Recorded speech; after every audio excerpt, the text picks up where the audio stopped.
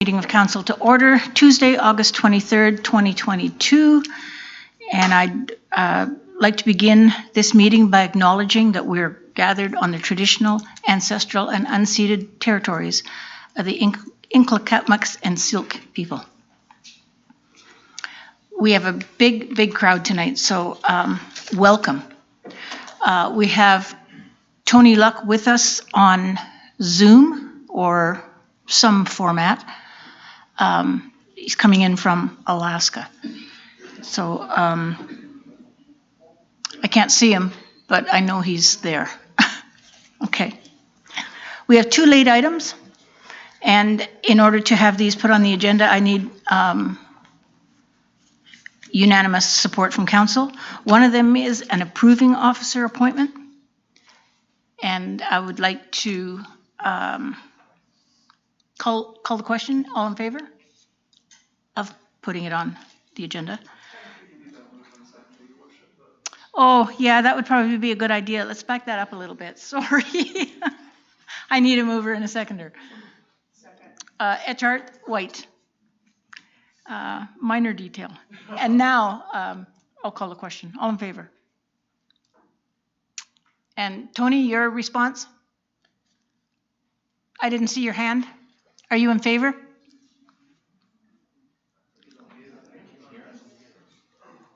is high risk. You need unanimous. I'm sorry to get you. I'm not liking the odds.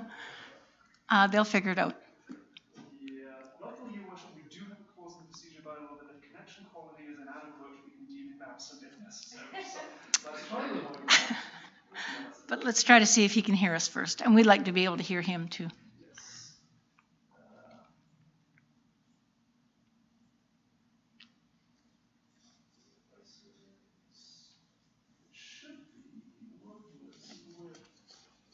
Can you hear us, Tony? Councillor Luck? Tony. Councillor Luck, can you hear us? He's, yeah.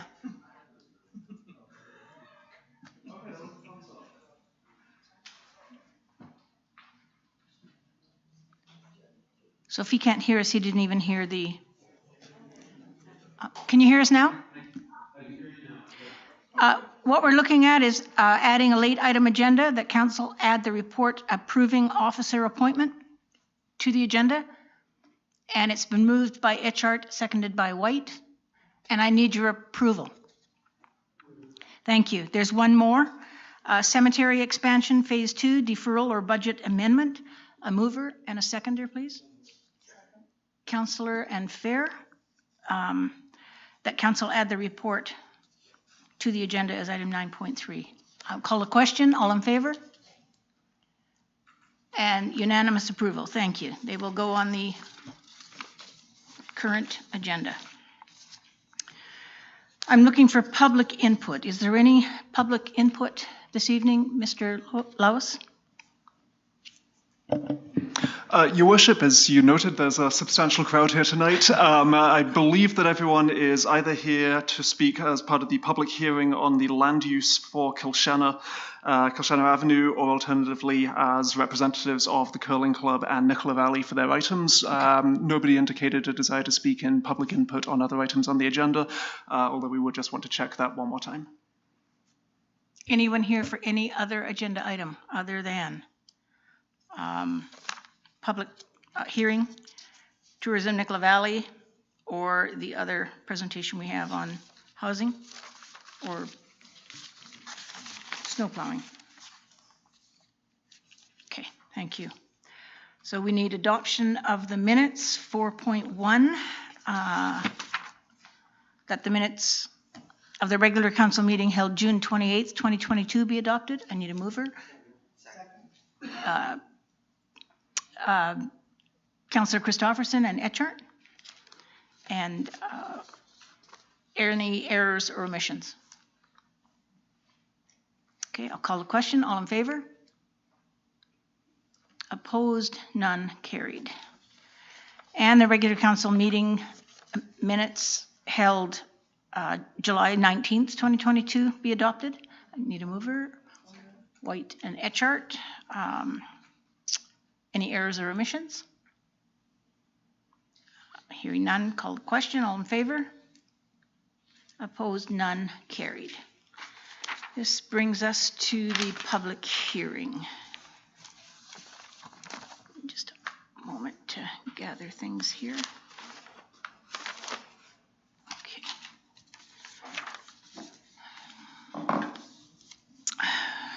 So good evening, everyone. This public hearing is convened to consider the following bylaw: zoning amendment bylaw number 2338-2022, which is the former railway corridor on Colchena Avenue.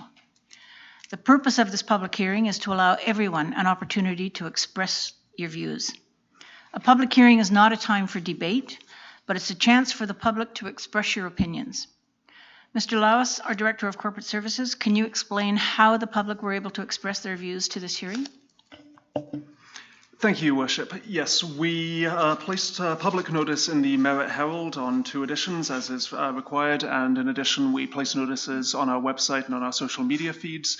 We gave people the option of submitting their views through email, through electronic submissions through our online portal, or through dropping off hard copies letters at City Hall, either in person or via the mail.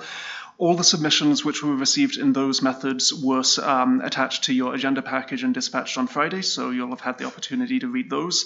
And then there's obviously a significant presence in the public gallery, whom I believe wish to speak in person tonight. Thank you. And did you confirm that the statutory advertising requirements were met? They were, Your Worship. Thank you. Mr. Smith, our Chief Administrative Officer, can you please provide an overview of these bylaws? Thank you, Your Worship. As you will recall from the first and second reading discussions at our last council meeting, the proposed rezoning is to take the existing parcel and split it into 3 zones, R3, P1, and R7, to facilitate residential and active transportation uses. In particular, we acknowledge that it's not 3D printing that's at the subject of the rezoning here today, but we recognize that the public and others are well aware that that is the project that is being considered as part of this parcel. And so while we aren't married to the project per se, some of the funding that the city has received is contingent on 3D printing being explored as potential technology, not just in Merritt, but something that the province would like to see explored in general. With that, I think that many of the questions that have been put forward by the public we can speak to. Otherwise, really, it's open to the public to fill in any concerns or issues that they have, and of which you've received some number between the petition and the written forms. But we respect and understand that there's likely much more to come here. So primarily be available for questions at the 3rd reading stage, should that be required. Thank you. Excuse me, thank you. Excuse me, Councillor White, could you please hand me the Kleenex box? Mr. Smith made me cry. My specialty. Thank you. Excuse me. So are there any members of the public who do wish to make a submission? If so, I ask you to do so now. Come to the mic, give your name and address, and speak. It's simple.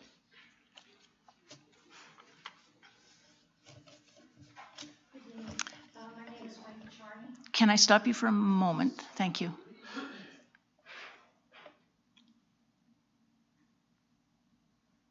So we'll ask everyone if you can please speak up. The microphone works for the web broadcast, so everyone watching, but in terms of it's not actually tied into the speakers in this room, so if it comes to hear, please make sure you can speak up. Okay. Good evening. My name is Wendy Charney. I live at 1499 Main Street and have been there for 49 years. In these 49 years, we have been flooded 3 times and have been affected by water from the ice jam. To me, the priority of this city should be flood mitigation and flood protection versus building homes for low-income housing. I've been told it's for low-income housing. Has the city a plan in place for flood mitigation for the areas around Main Street, Canford, Coldwater, Quashana, and the other parts of town that were affected by this flood? To me, this is a priority that the city has to look at. We have been flooded before. We have very little protection. And that to me is a priority. I think you have to fix what you have and not build new. This isn't just a normal rezoning. You are changing from a P1 and R2 to a P1, R3, R7. But what portion of that is going to be P1? I do not see how you can have housing and a multi-use pathway that has been designated for that corridor in the same place. You will not have enough room to do both. So in other words, the P1 is staying, but that's just to appease the public.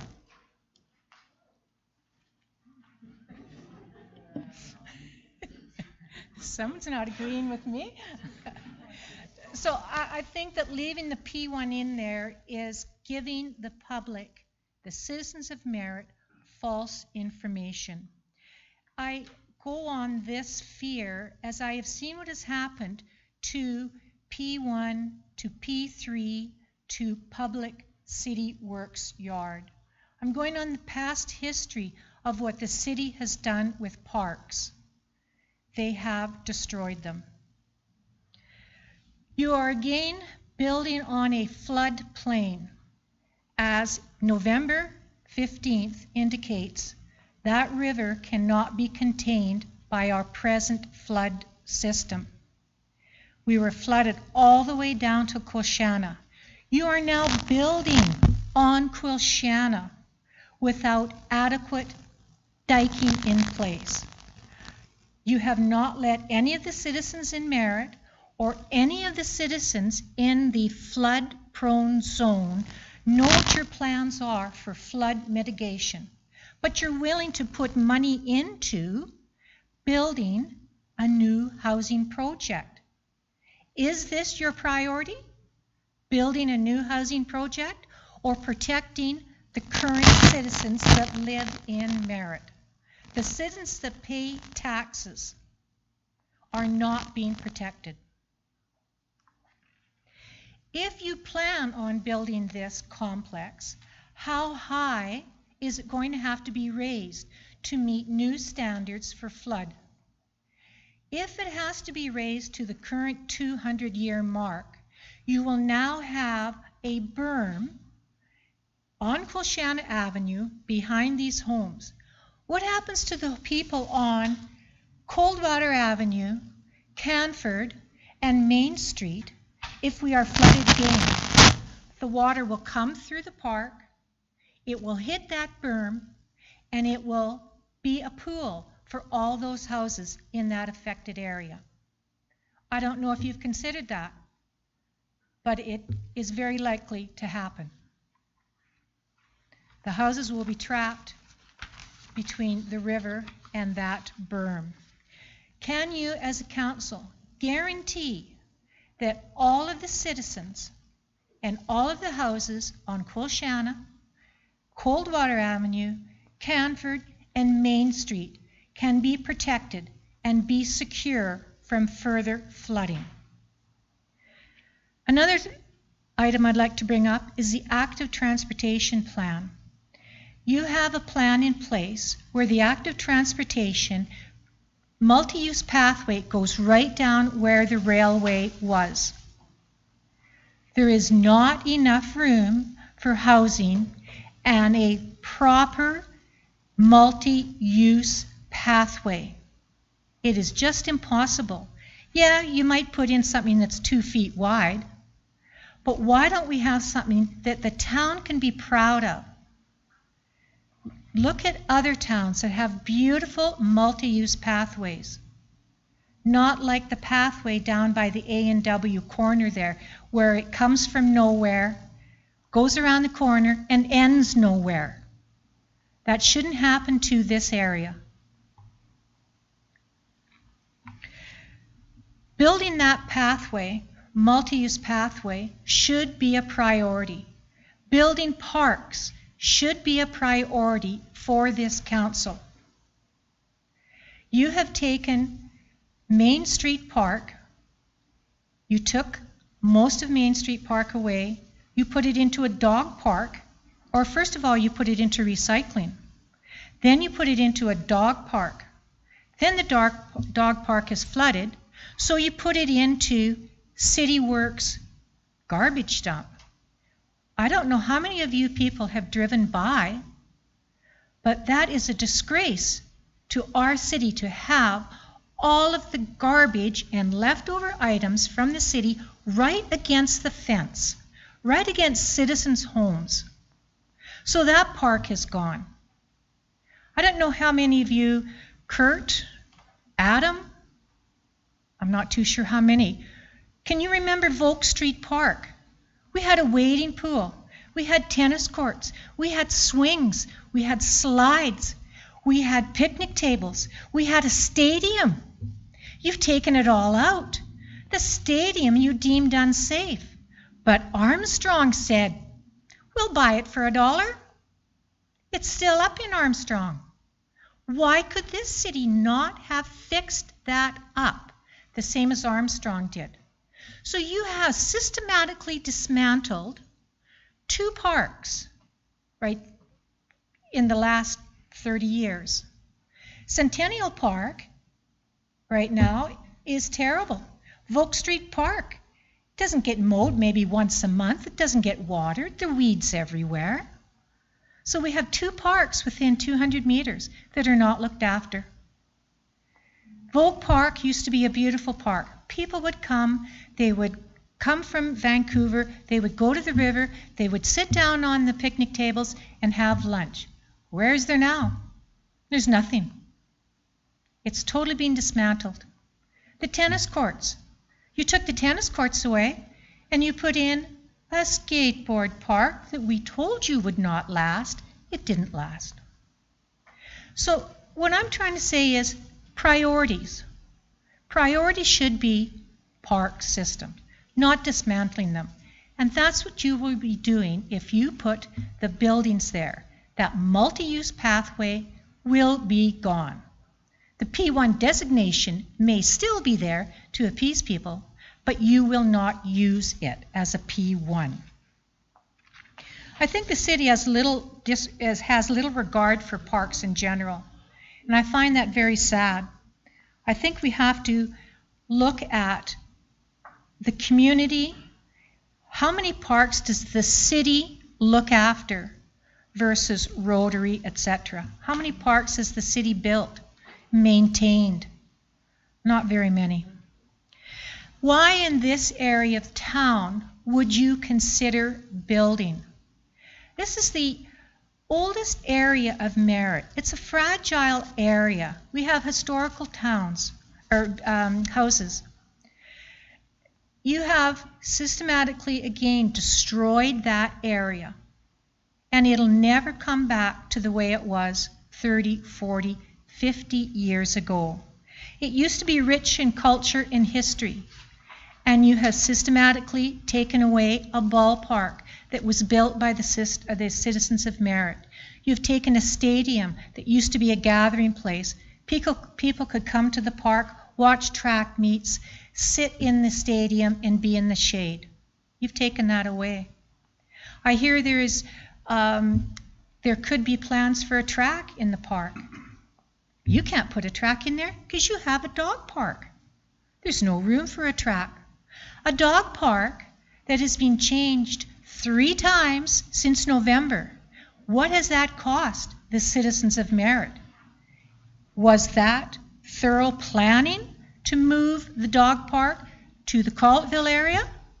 I say it can't be, because it's now in Vogue Park. The only part of the park that is grassed is the dog park.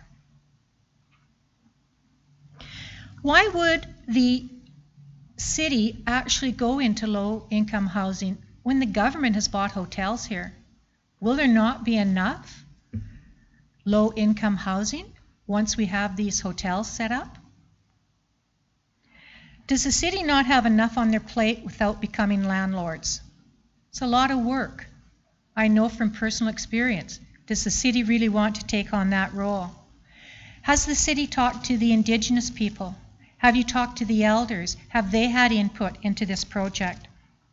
In my opinion, the top priority should be flood prevention, flood mitigation, before you have other priorities like building 3D homes.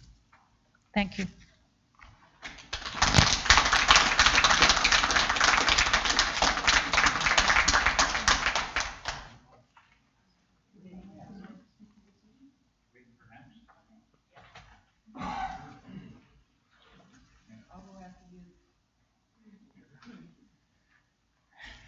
Good evening. My name's Rick Woods, and I live at 1401 Quilchana. Are you going to be answering any questions tonight, or is this just our statements? These are your statements tonight to tell us. Your statements, Deb. Just a statement? Okay, what myself We and will be people... we will be debating this issue later on under the council agenda, but we are not going to be debating it with you as you're speaking. Okay, that's just what I wanted to know. The questions I have, and the people who signed my sheets, were who are these homes for? Now, I'd like to think that it's for all the misplaced Merrittonians who still aren't home from the floods and can't get in. Is your only option to build in the floodplain when it still isn't even cleaned up yet? It seems just strange. And how do you plan on taking care of the drainage? Now, with this last flash storm that we had, I had a creek over 10 feet wide and over 10 inches deep running down the front of my house where it turned into my driveway, went down across the neighbors, and absolutely flooded out the next two people down. You can't control it now. If you asphalted that whole area and then filled it on top with roofs, that's going to give us that much more to have to worry about. In days gone by, before the city fixed it, there was a nice ditch, proper drainage and culverts, and the water from that railroad bed went straight into the Coldwater River without hurting anybody. Somebody thought it was a better idea to make it come in our yards. Crazy. And my last question would be, what does Ask Wellness and BC Housing have to do with this? Are they going to be the ones that are taking over these units when our fine citizens of Merritt that have been out of their houses get put back in? Are they going to take over at that point?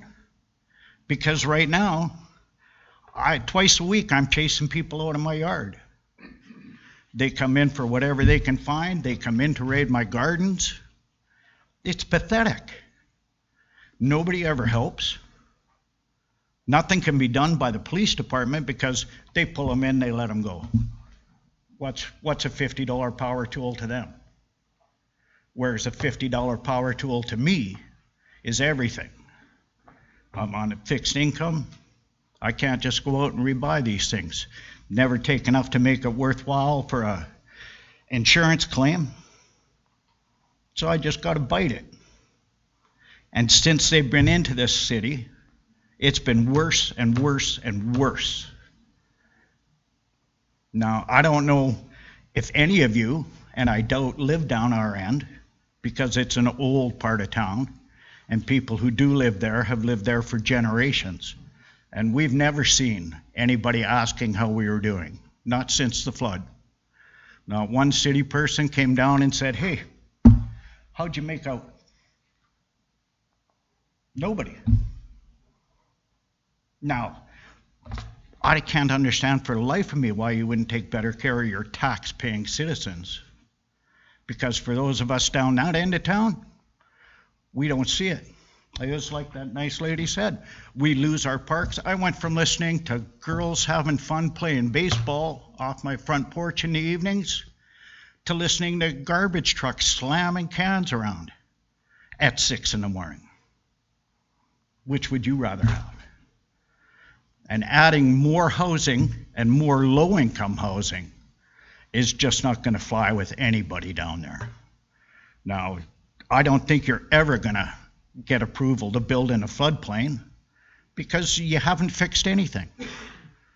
Yeah, that would be ludicrous to put money into something like that before you fix the problem that caused it in the first place. We never have problems from the Nicola. We all know how that works. Little bit of seepage, turn on your sump pump. You gotta fix the cold water dikes, and you have to do that before you spend outrageous amounts of money building housing. Crazy to do anything else. Thank you.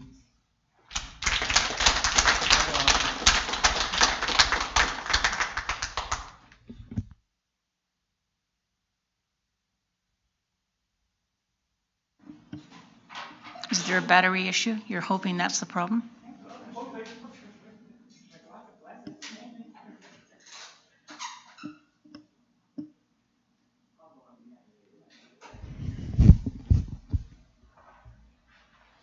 I heard somebody say they were coming up next.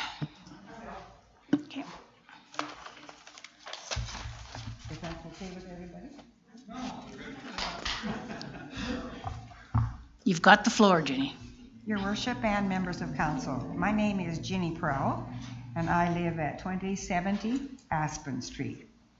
The purpose of this proposal is to rezone, to allow a developer to increase density and build on the track, the old track. This narrow strip of land along Quashena was part of the CP rail system. There's a long history of coal mining in the Nicola Valley and the trains required to ship the coal to market. The local library is a replica of the train station. Inside, if anybody's been in there, is a replica of the train, and it goes all around. And if you go in there and ask, they will put it on for you to run around.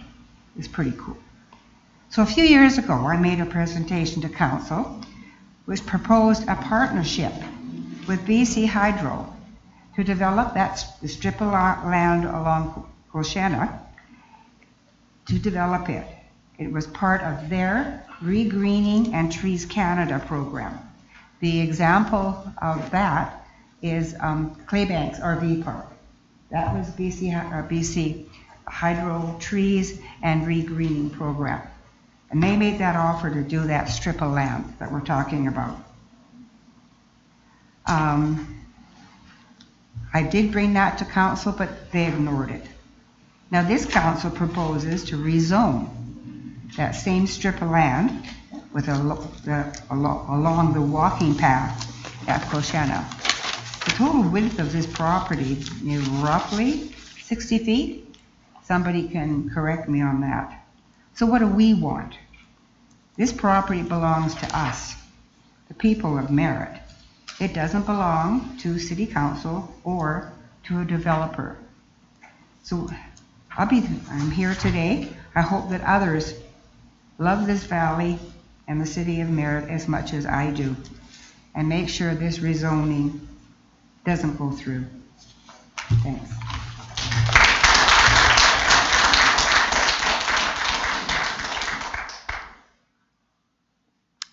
Don't wait to be asked, just come on up. Mayor and Council, my name is Janice Riley. I live at 1826 Quashena Avenue. Our property backs on to the section of the rezoning that you are considering R7 rezoning.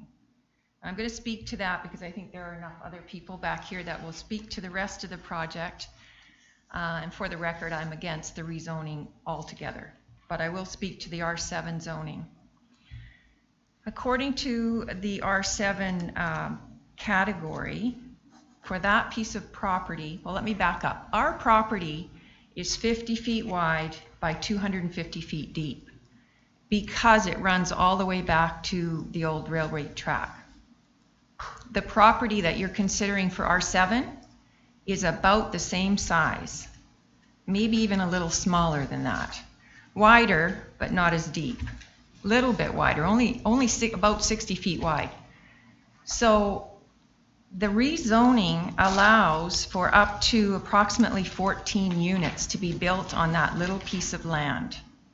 And as homeowners that are going to be living right next to that, we have to look at the worst case scenario. So if we look at the worst case scenario for that piece of property, we could have a 12 to 14 unit building built directly behind our property. In order to get that many units, and a developer, whoever the developer is, whether the city develops it or whether the city sells it to a developer, they're going to want to maximize the units on that land.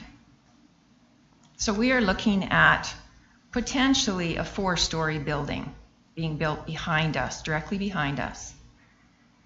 In our opinion, the quality of life that we currently enjoy will be negatively impacted, as it will be for all those people that live down Quilchena Avenue and on Coldwater Avenue, if something like that gets built behind.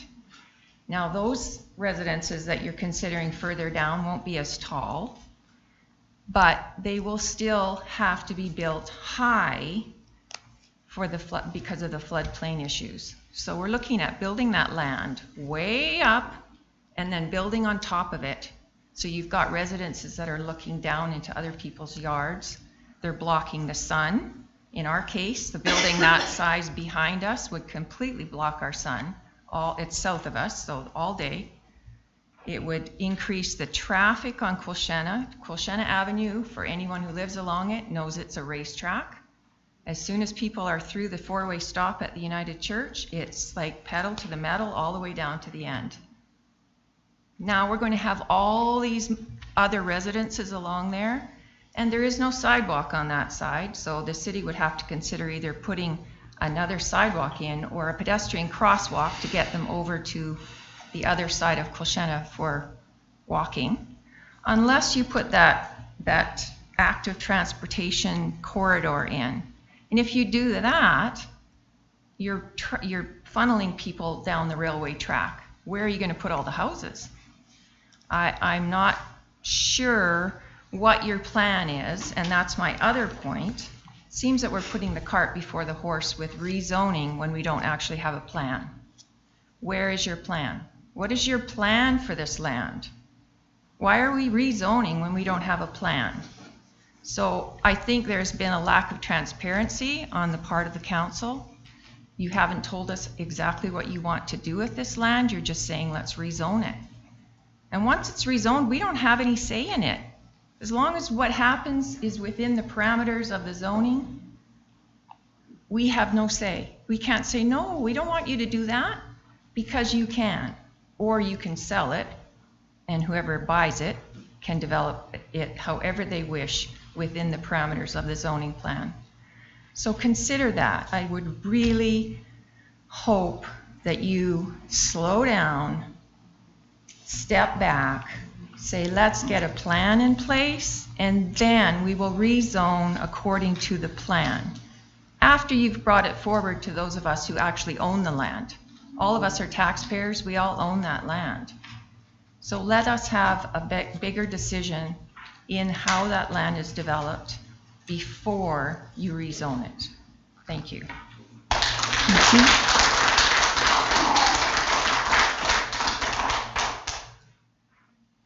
The mic is available. Good evening, Mayor Brown and Council. My name is Susan Rolene. I reside at 2499 Chapman Street. I am here this evening to speak about the Quilchena Avenue rezoning, as these lands back onto a property that I own. I lived in this sector of Merritt for over 25 years. My father and uncles invested both money and labor into building over 40 homes in this sector over a time period of 4 decades. All were standing and lived in until November the 15th. Now many are slated for demolition, and the new that will go in their place will be much larger homes and provide housing for more than one family unit.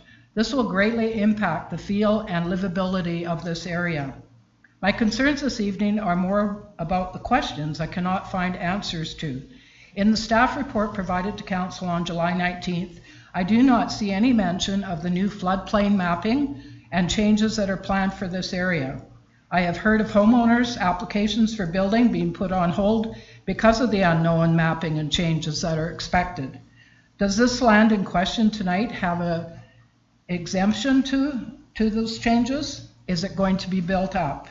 Why would we add 16 more homes to an area that has experienced the level of flooding seen in November? My house on Coldwater Avenue had severe flood damage done to its cement foundation due to the force of the water hitting it and exiting it. What will be done on the planned 3D cement houses to protect them against these strong forces? There are over 28 rental units in this area that remain unlivable. Why isn't there more focus to get these back into play versus building new? Cities are not to be landlords or developers. Who will this land be turned over to for developing? Should it not go to the open market to get the best value?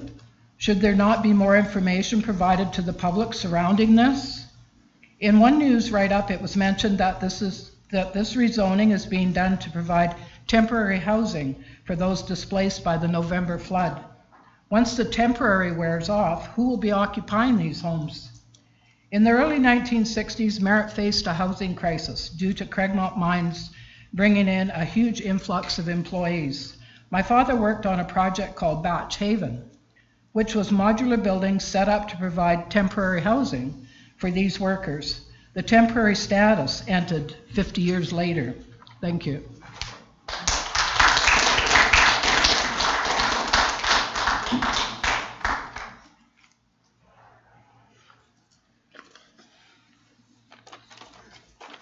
Good evening, I'm Jerry Keelman. I live at 1425 Main Street. So I drive by the proposed change on Colchana every day. If you're going to build there, rather than rezone, why not build on Pine Street in a development that you've already approved? There's a big piece of property there.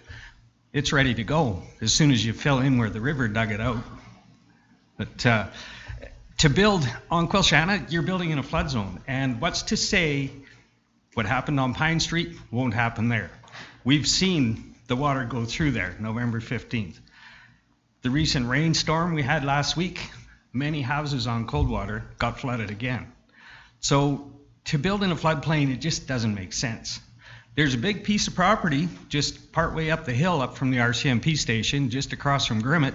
Apparently it's owned by local bands. Perhaps the city should talk to them and see if they want the low-income housing, if that's what it is, put up there. It's out of the floodplain. There's a nice flat piece of property there. Services are right handy there. And I think that it would be much better use of the city money or funds, whatever is going to be put in there. Something to consider. Thank you.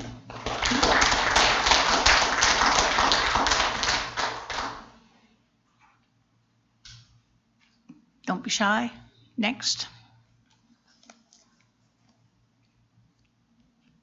The faster we get you to the mic, the faster everyone has a say.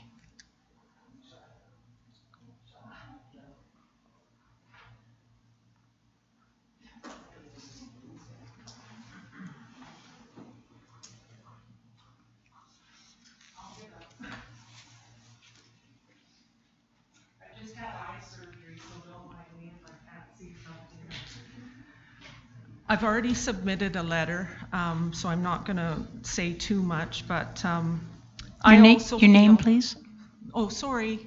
Patty Beers, 1499 Colchana Avenue. I also feel there was supposed to be a floodplain assessment done, and I'm just wondering why the city of Merritt would even consider rezoning this area.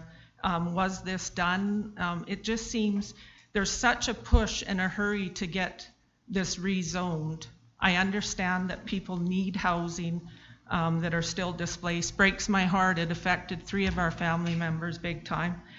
I don't think this housing is going to provide the necessary housing for those families. Someone is hell-bent on getting 3D housing done in Merritt. I don't know why. There's a lot of information that isn't forward. And from an email from Greg Selecki on May 30th, the process for 3D houses is still in the early stages of a feasibility study by BC Housing and Ask Wellness. These are the 2 groups that will be leading the process of the modular 3D housing builds. So I don't know, I just think you should reconsider all this. What's the hurry? This is a huge thing. And we're still in shock from the flood. To be very honest, I kind of feel like, are you friggin' kidding me? You're gonna put this on us now? We're gonna have to go through this when we're still recovering, like our end of town? Like, seriously, like, this is a huge change. And I don't think it's fair to us that live down in the west part. It's unfair. And this active trail thing, you put a big name on it. What is it? Like, it comes behind Fairley Park along the old railway bed. It crosses over to Quilchana at Spring Street, goes along in front of Quilchana Avenue to Main Street and stops. You've put a big name on it. What is it? A piece of pavement with a bike painted on it. There's not a lot of information, and I think it's put on the map just to appease people that they're actually getting a pathway. I don't think it's right. I think there needs to be way more thought and time put into this.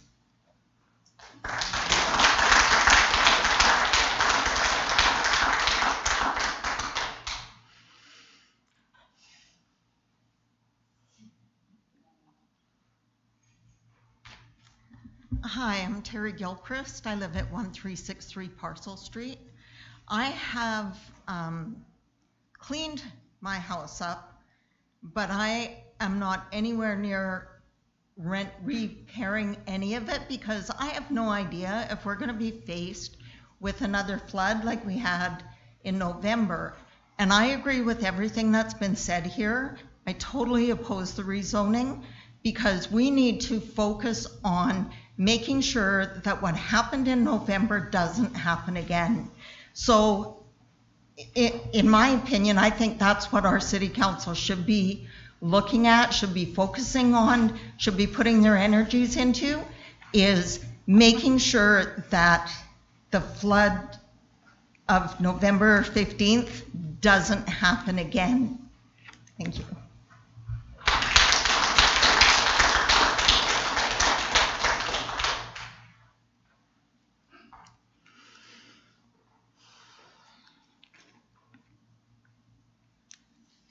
Any other speaker? I ask for a second time if there are any members of the public who wish to make a submission, please do so now.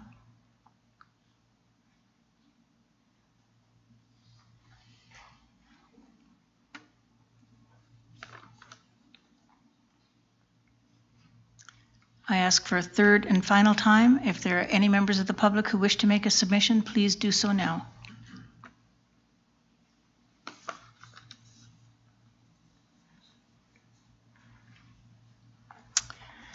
Thank you very much. I need a mover and a seconder that the bylaw 2338-2022 be returned to council for further consideration. Etchart and White. And any discussion by council?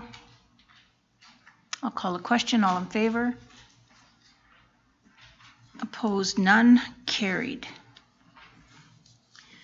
Thank you very much. We will now return to our regular agenda. Somewhere.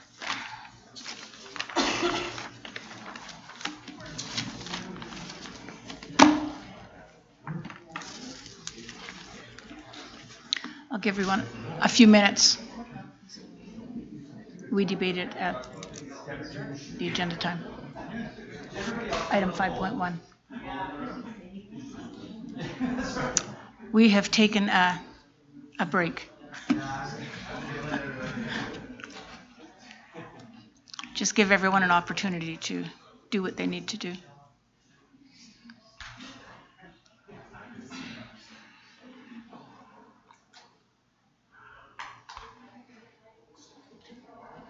Are you turning up the heat?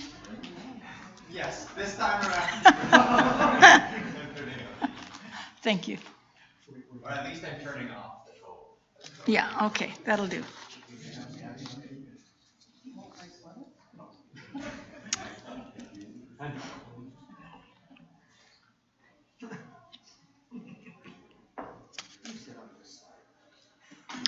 Okay, we are ready to proceed to item number 6.1, Tourism Nicola Valley Destination Marketing Organization. We have a presentation from Tourism Nicola Valley. Can you make a declaration publicly?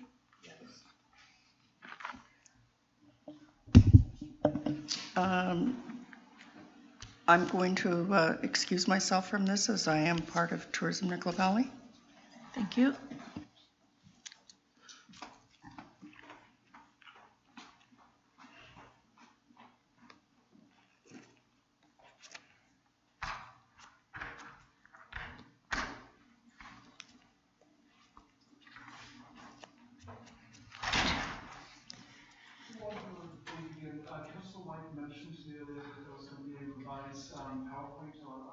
Pardon me?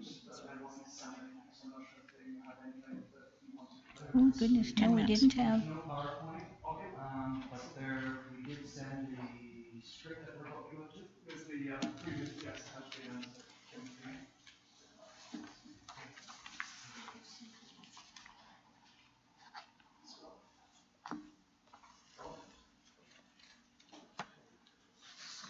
6.1.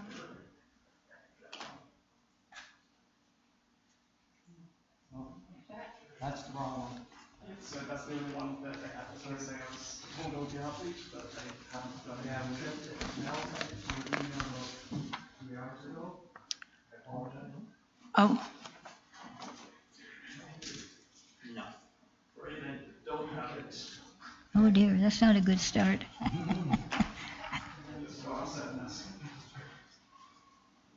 we're taking another very short break.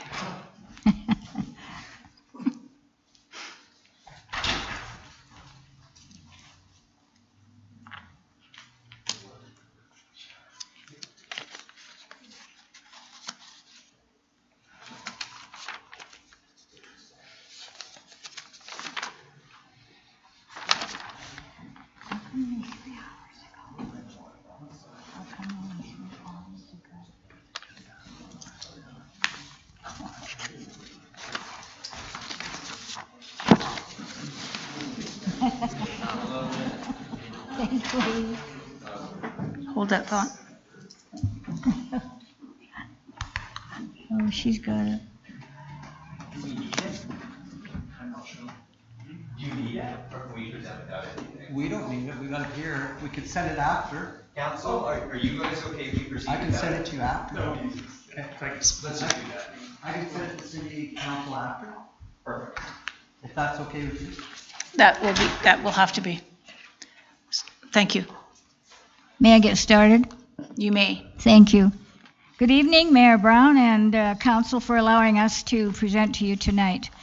As most of you know, my name is Jacqueline Whitecross, and I'm on the board of the Nicola Valley Rodeo Association and a director on the board of the Tourism Nicola Valley. Accompanying me is Greg Gerard to answer any questions that the mayor and council may have. Please don't make them too difficult for him. Anyway, our executive director, Amber Papeau, and vice president Paul Rose were unavailable this evening, so consequently, here I am. We're here to present the benefits locally, regionally, nationally, and globally of Tourism Nicola Valley becoming a DMO, which is a destination marketing organization recognized by the city of Merritt. Some interesting facts. tourism generated a direct contribution to British Columbia's gross domestic product of $2.4 billion in 2020, which is slightly above forestry and logging at $1.7 billion. And according to the World Tourism and Travel Council, for every dollar generated in direct travel and tourism GDP, more than $2 are generated in the community. What's a DMO? A destination marketing organization, otherwise referred to as DMO, represents the voice and goals of its destination to potential visitors. DMOs work with communities, locals, travel, trade, partners, and stakeholders to attract travelers to their region and to provide travelers with information about the region before they decide where to go on vacation. This reinforces the importance of having a strong and visible presence on the ground and, more importantly, online. 74% of global tourists plan their trips online. I didn't even know that. I don't. Successfully, Tourism Nicola Valley currently enjoys over 3,000 plus first-page search results for BC, Merritt, and Nicola Valley. Top keyword searches on top search engines like Google, Bing, and Firefox. Why do you think Merritt and Nicola Valley need a DMO? Destinations acting on their own don't always receive their fair share of attention, funding, investment, and a voice at the table, which can lead to a lack of tourism and growth opportunities.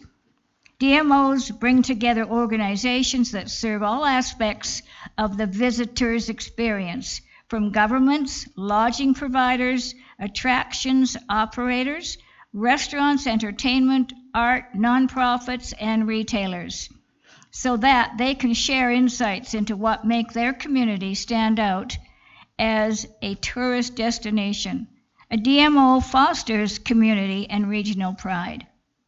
From 2019 to 2021, Tourism Nicola Valley online platforms have recorded an increase of 81.9% in the number of travelers visiting Merritt in the Nicola Valley online. That's fantastic. The Nicola Valley with a strong DMO will be even more effective, competitive, and have increased visibility and economic performances. Income generated from tourism can stimulate the destination's development of new infrastructure, new business, transport services, and provide funds for community projects. It generates awareness of a destination, assets among locals, tourists, and travelers, which is why all destinations should care about supporting a destination marketing organization. Why should Tourism Nicola Valley be a recognized DMO? Please. Tourism Nicola Valley should be a recognized DMO, as its actions have more than proven its ability to perform and develop the destination's physical inventory, attractions, and resources in Merritt and the Nicola Valley during the challenging times. Under the guidance of Tourism Nicola Valley, Merritt, British Columbia, has been recognized on some of the biggest stages. Merritt is home to the best community marketing program in Canada, awarded by the Canada Prestige Awards, and the Best Community Economic Development Award for communities under 20,000 by the BC Economic Development Association. That's pretty profound, I would say. We're very proud of these awards and want to apply for more. The programs of Tourism Nicola Valley were featured in the UK, USA, and Australia, as well as by the World Tourism Association for Culture and Heritage.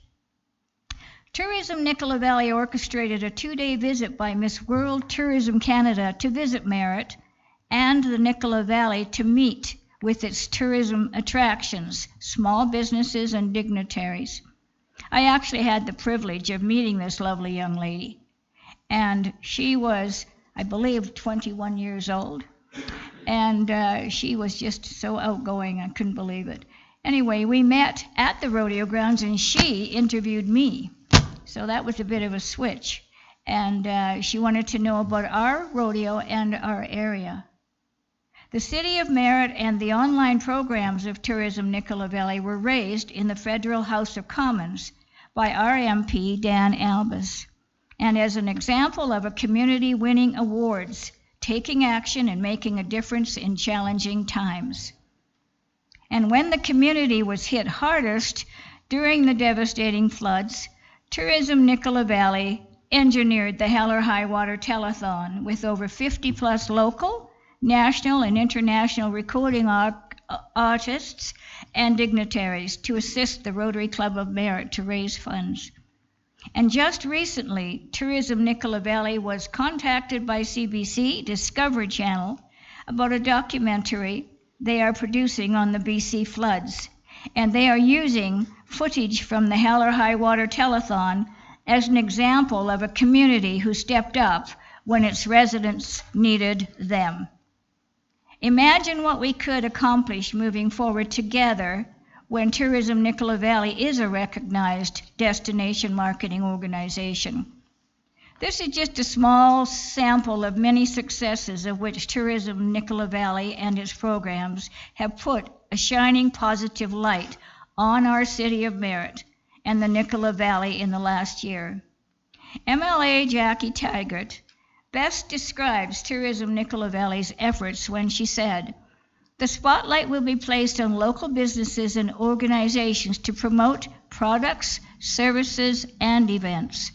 The exposure will entice people to visit and support our Nicola Valley." So why are we all here tonight? Tourism in Nicola Valley as a city-recognized DMO is an important step in working with the City of Merritt, the stakeholders, and Destination BC in establishing MRDT. In closing, we are asking the City of Merritt, or begging, whichever you want to prefer, to recognize Tourism Nicola Valley as a recognized designated DMO, which again is Destination Marketing Organization. Thank you all. Thank you, Mayor Brown. Thank you, council members, for your time and consideration. And to me, it's a no-brainer, so I'm just hoping that you all feel the same way. Any questions, I'll just hand them on to Greg. Thank you. Are there any questions from council?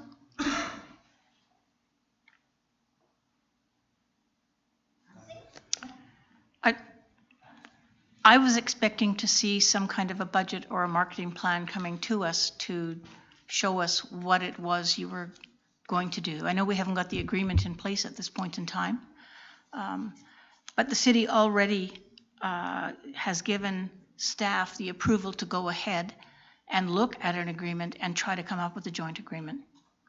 I'm going to have Mr. Smith speak to that because I'm not quite sure where we are at this point. Your Worship, I think that it is important to make a distinction as to establishing TNV as a DMO versus any of the steps which Council has authorized us to go down the path of for setting up the municipal and regional district tax. You don't have to be a DMO to be one that's receiving that tax. These two are mutually exclusive processes. What I think setting up the DMO really does is it would establish TNV as being the organization that is recognized as being the voice for the destination, that in that case being Merritt. As well, it would allow them opportunities to various grant initiatives that we don't currently have access to, not having a formally established DMO. It also allows a connection to the broader DMO network, which is not without its advantages. And so I completely acknowledge that I think for the next step, the MRDT establishment, there's a whole bunch of things that needs to happen in order to make that application, including a 5-year tourism plan, budgetary planning, etc. But for this DMO component, it's not a requirement of the MRDT and can be done independently of that. If I may add to that, I totally agree with what Sean's saying. The DMO is a first step of a very long process. In order for us, as the DMO allows us a voice at the table, it also allows us more access to a lot more resources that will positively impact the city of Merritt. Yes, there's a marketing strategy. Yes, there's the MRDT. Yes, there's a lot of features a lot of opportunities that we need to address, but a good positive step to allow us to all start working together, to allow the input of Destination BC, to allow us to hold hands in growing the city's tourism structure in Nicola Valley is a DMO, and it has a lot of benefits to it. Councillor Christofferson.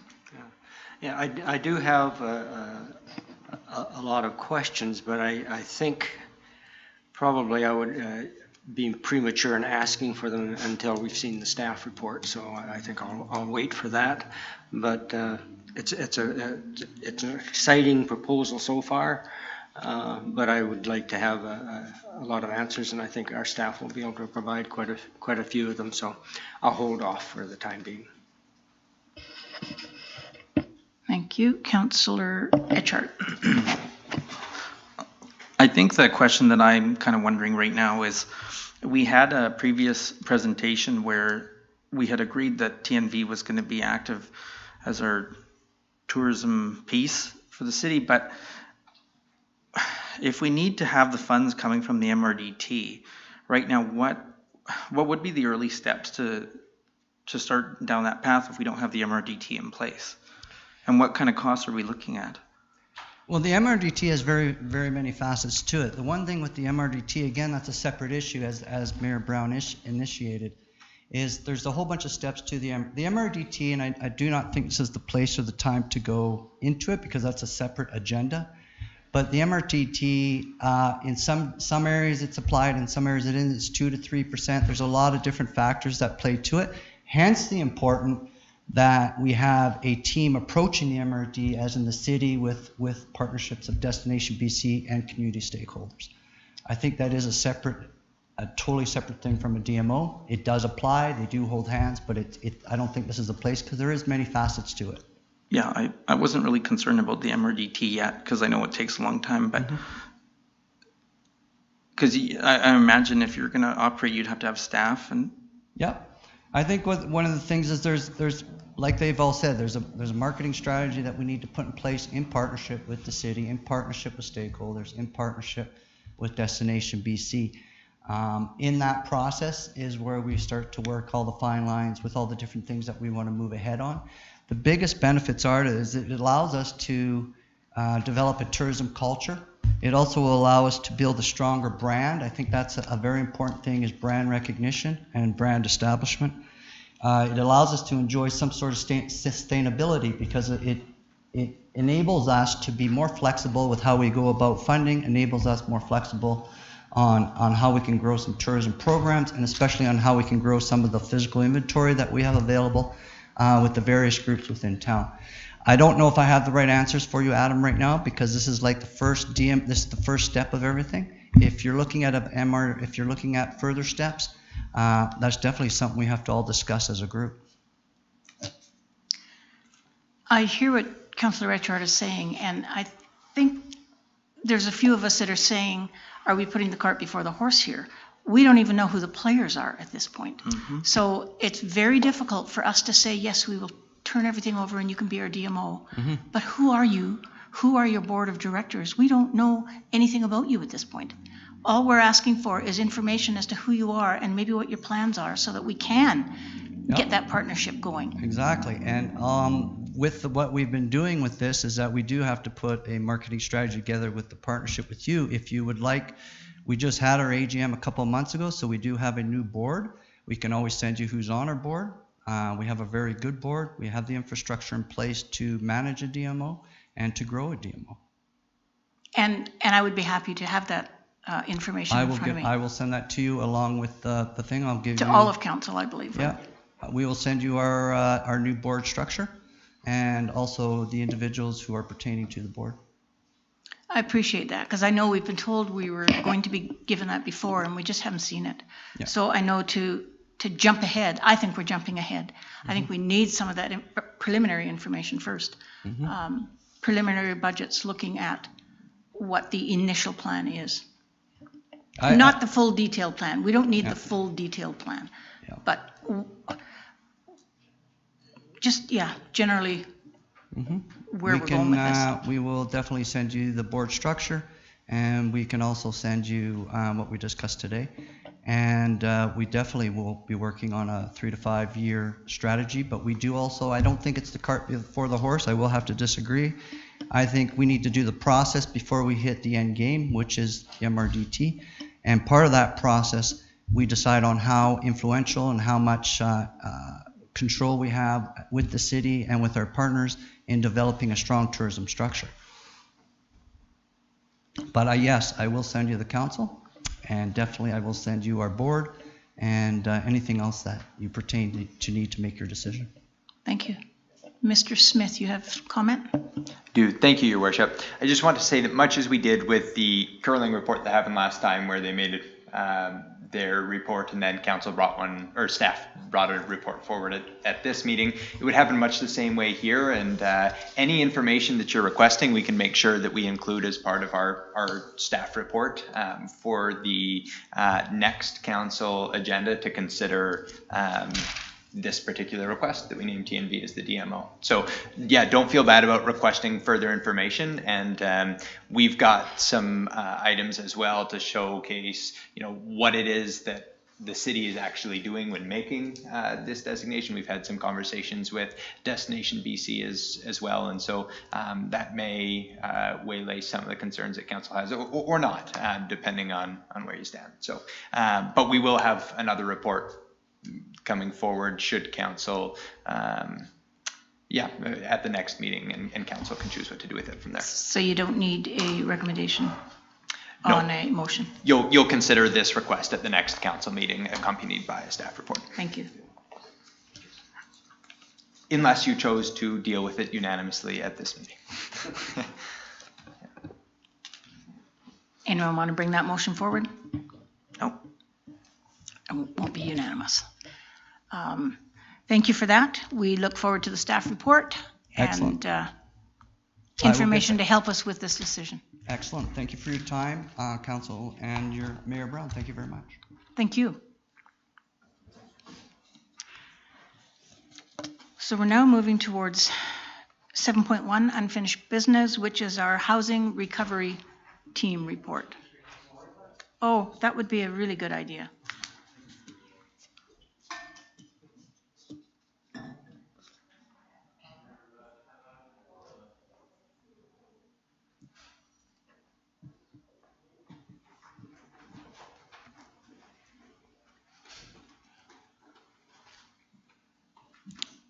Did you have to say something, Mr. Smith? Oh, I'm just the one presenting this report. Oh, okay. You're on. Perfect. Thank you, Your Worship. The individual who's going to be presenting for the recovery team was unable to make it tonight, so you're relegated to hearing from me. Wanted to provide one piece of information off the outset that actually speaks to what you heard some of during the public hearing, but that's really where we're at on the overall floodplain and diking plan, because when it comes to housing in our community, the existing homes, in particular the flood affected area, is the biggest question on the public's mind. And one thing that I can say is, from the staff perspective, and certainly from the direction we've been provided from council, implementation of a plan for protecting homes in our community is the highest priority. And so, as a follow-up to where we left off at the last public meeting, which was that we just had a meeting with Minister Blair, the Federal Minister of Emergency Preparedness, to discuss the plans and options that we had presented at the open house, wherein we went through a number of different options, ranging from doing nothing, buyouts, to a waterside diking plan, to the last ones included a number of different combination diking plans that would include setback and waterside dikes, of which the total cost of that plan for the Nicola and the Coldwater River ranged from $120 million to $165 million, roughly. So we've had subsequent meetings with the federal government at the staff level because we've been asked to prepare a primer of which we've received a commitment from Minister Blair that he would bring that forward to the Prime Minister as well as Minister LeBlanc, who is the federal Minister of Infrastructure, as well as Minister Freeland, who's the Minister of Finance. These would be the three core ministries in addition to the Prime Minister that would have some ability to direct funds should they be available. Now, nothing's changed on the disaster financial assistance side, the disaster mitigation and adaptation fund side. That program still is closed, and we've received further information from staff that that probably won't be the vehicle, at least in the near term, that is going to provide funding for us. So anything that comes might come through an alternate structure, unless there is a significant influx to that program as part of any federal budget. So as it stands right now, we're working to get the information in the hands of the people who can do something with it, and then proceed from there. So we understand that the timeline for that being presented at the federal level will likely be at some point in September. So that's where we are on the larger diking plan. We're also working on the internal side at what happens if... Before we go to the internal side, I want to add that Minister Blair also said that he would do his due diligence. He would do his hardest to look for pockets of funding that were big enough, even if he had to draw from a number of funds, to be able to give us the ability to put the diking plan together. So there was a verbal, I'll do everything I can to make sure you get the dollars, but we're still waiting for him to get back to us. Thank you, Your Worship.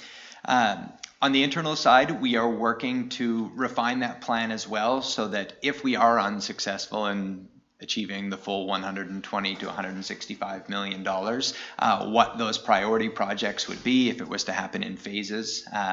And frankly, it is likely that the Coldwater River would be prioritized in terms of projects over the Nicola River projects, and that's largely because the dam provides some measure of control. As well, the Nicola watershed is less susceptible to flash events like atmospheric rivers because of its geographic location versus the watershed that feeds the Coldwater River, which stretches across the Coquihalla. So we are in a position as well with the Nicola River because of that additional measure of flood control, and admittedly it is minimal. It does give us more time to prepare and implement temporary flood protection measures, whereas we, as was demonstrated in November, may not have that for the flashier Coldwater River. So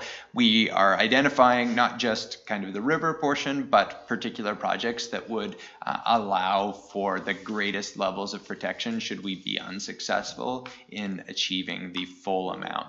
That I want to be really clear with council, though, we're still asking for the full amount. We're just prepared for what any potential eventualities could look like if we're unsuccessful at the first instance in receiving funding there.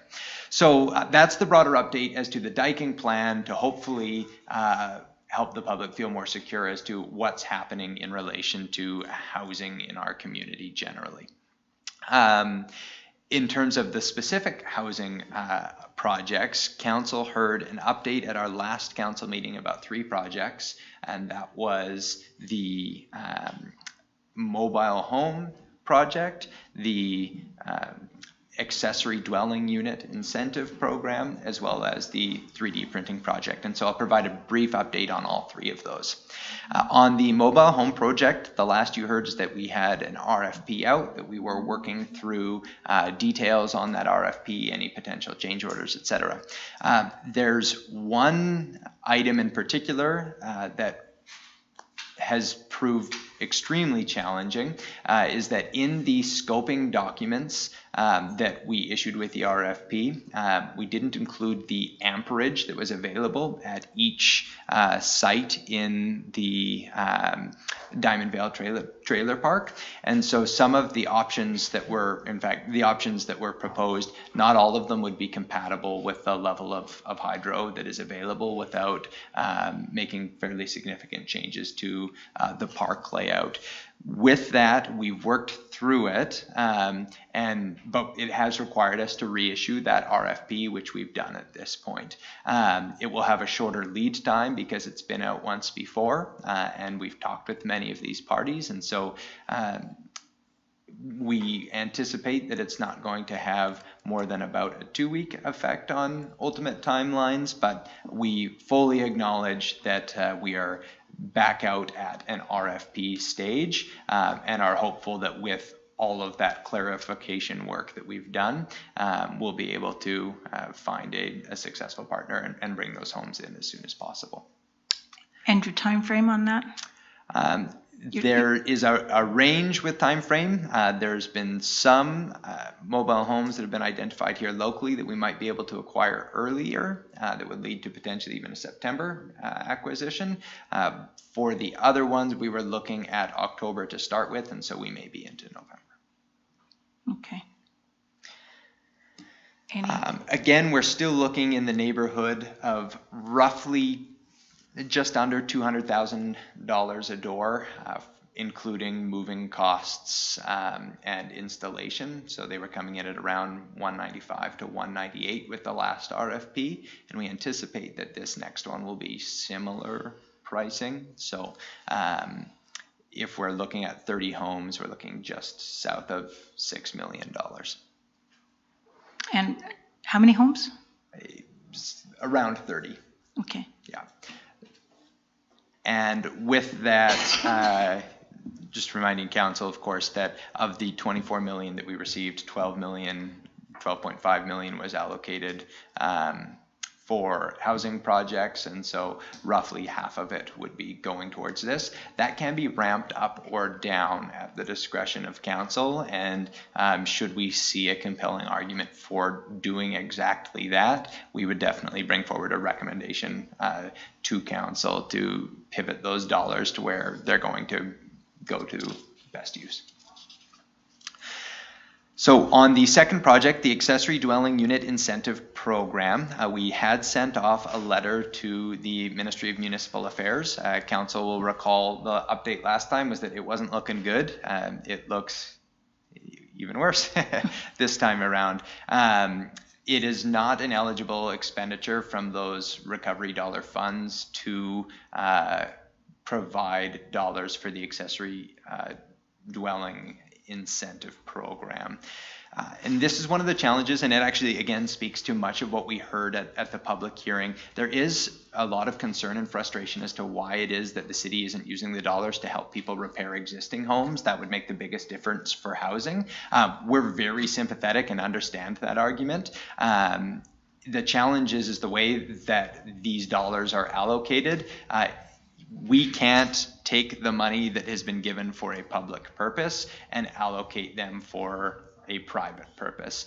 It's the fundamental allocation of tax dollars that they don't allow. We can put it into a public project that would stay as a public project, but we can't do it for something that is going directly to the private individuals.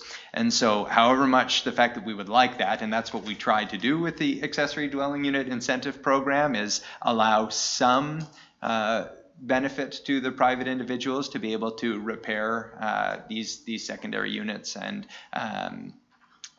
carriage homes, etc., to be able to bring them on board. But we've officially received a letter back that won't be a possibility. So if we want to run the program, we could run it out of the municipal coffers, and we have received a commitment that they would be very flexible with us on any recovery type projects that we're using and potentially pivoting some of the dollars from that program into a recovery project so that we could use our own municipal dollars to fund the accessory dwelling unit incentive program. So we're looking for those opportunities. We haven't identified one at this point that is an extremely obvious candidate for council, but if we find one, we will bring that forward. The last one is I was talking to a potential funder, a potential business that would potentially provide dollars towards that program. And I can't disclose that publicly at this point, but I will pass the information to you and have you follow up on that. That would be excellent. We would love that information. The last program was the 3D printing project, of which is the subject of the public hearing tonight. I won't dive into as much detail on that. Can I stop you for 1 minute? Can you talk about the idea of temporary housing and what we are looking at in terms of not having people live in them for 50 years? Yeah, I think that temporary housing has probably been, it's a difficult term. Temporary housing, when we started using it, was camp-style housing that was truly going to be in and then out again. This would be permanent housing, but it would be providing temporary supports for flood-affected individuals. We recognize, and I actually think many from the public correctly identified, that looking at the timelines for getting this in, it isn't perfectly clear to me that this is going to be a huge boon for benefiting those flood-affected individuals. I think that the mobile home program is much more likely to directly fit that particular need. We recognize also, though, that and this is part of why we receive funding from the province, is that we've been in a housing crunch independent of the floods, and the floods have exacerbated that. Additionally, they've slowed housing starts in certain areas of our community, and so part of this would certainly, or I should say that all of this would be available for flood-affected individuals should it be needed, but if the build timelines push into 2023, 2024, and it's not required for flood-affected individuals, then it absolutely would form part of the general housing supply in Merritt. Thank you.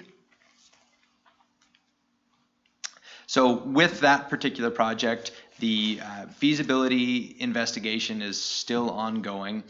Speaking to the particular land use and why that's being brought forward before the feasibility is complete, because that seems to be one of the primary questions, it really is around the nature of rezoning. First, before we even dive into the question of bringing forward a tangible, hard, engineered plan, we would love to know from council whether council views that parcel as being suitable for residential development or not, because that really is the threshold question. Because if it's suitable for residential development in the view of council, then it makes sense to dive into the deeper stages of site planning and development, and if it's not, then we would absolutely look towards other options.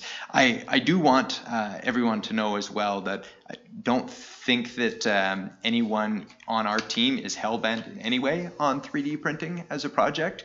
We recognize that much of the funding we've received has been because people like the idea of a 3D printing project, and that's both from the government side, but also private. I think we informed council that there had been a $500,000 anonymous donation to this project because they wanted to see the advancement of 3D printing technology.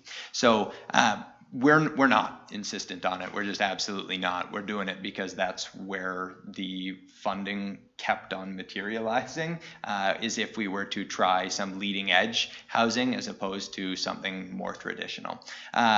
We're also not dead set on it in that location. That's the city owned parcel that makes this feasible.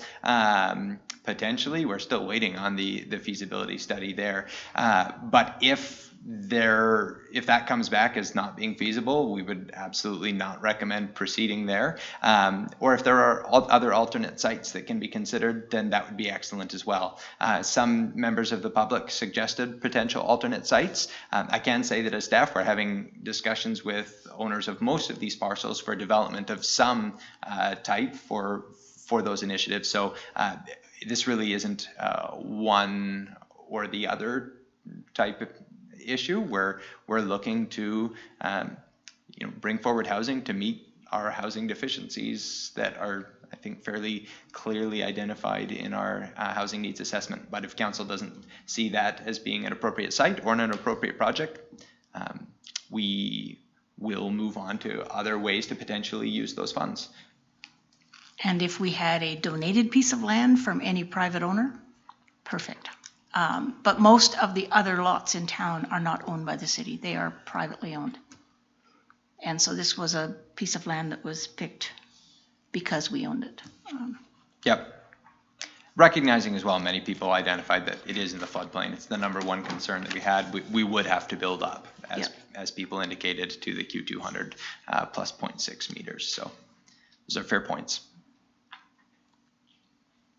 So are you finished your presentation? For the housing Are you side. ready for questions from staff? Councillor Fair. Will there be time for debate on this particular issue? I don't specifically have a question, but I did want to make a comment. Are you talking for the rezoning? For your presentation just now, yeah, for the housing recovery. There's no debate on it because we don't have a motion, but we can ask all the questions we want. Okay, I don't have any questions. Oh.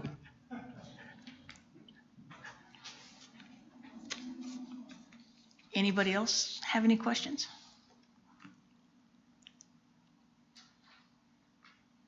Obviously, everyone has opinions, but not.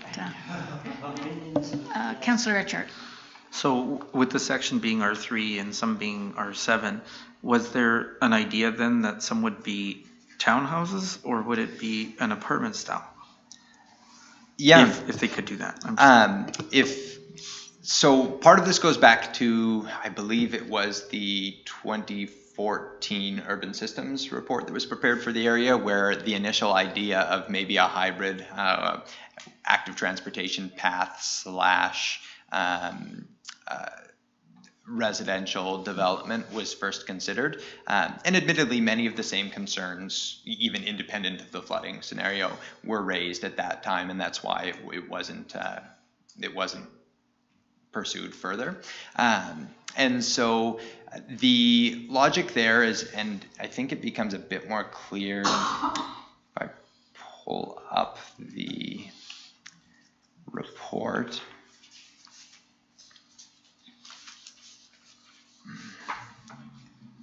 It's in 5.1. Yeah, 5.1, but it's the report that was in the last council meeting on the 1st and 2nd. That's the second part to it, I think. Greg, would you be able to pull up the July 19th meeting and the staff report there, and particularly look at figure 2?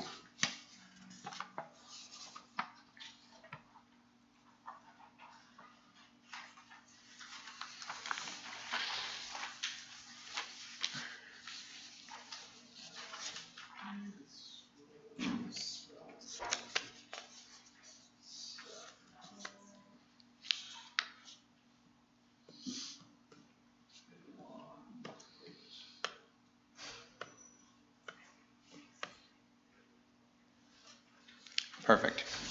So actually, if we can start with figure 1 and then we'll move down to figure 2 and it'll be a little bit more clear. My apologies. He's just trying to confuse us. That's my mission in life. All right, so what you see here is the potential breakdown for the subject property. On the far side, we're looking at the R3 up until the line, which is at Spring Street. Then it's P1, which is Linear Park proposal, and then everything to the east of Cleesby Street is that R7. Now, if you scroll down to the figure 2, it makes it a little bit more clear why there's a bit of a distinction there. You can see where the proposed active transportation path would run, and members of the public were correct. This is only a 20-meter wide parcel, and the active transportation path would be proposed at 4.5 meters. So it wouldn't be 2 feet, but 4.5 meters. And then you're looking at really using the amended provisions of our zoning bylaw for more infill development and smaller homes is what it comes down to be able to make use of the rest of that property. So it is technically possible, and I can, if there's a need or a desire to see further design on that, that can be done.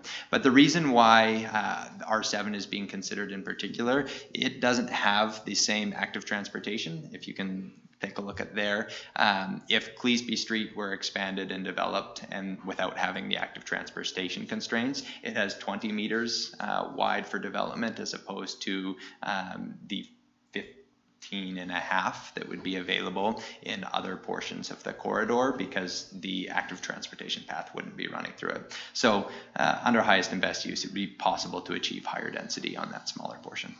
Certainly up to council if you wanted to reduce the density as well. Okay, Councillor Etchart.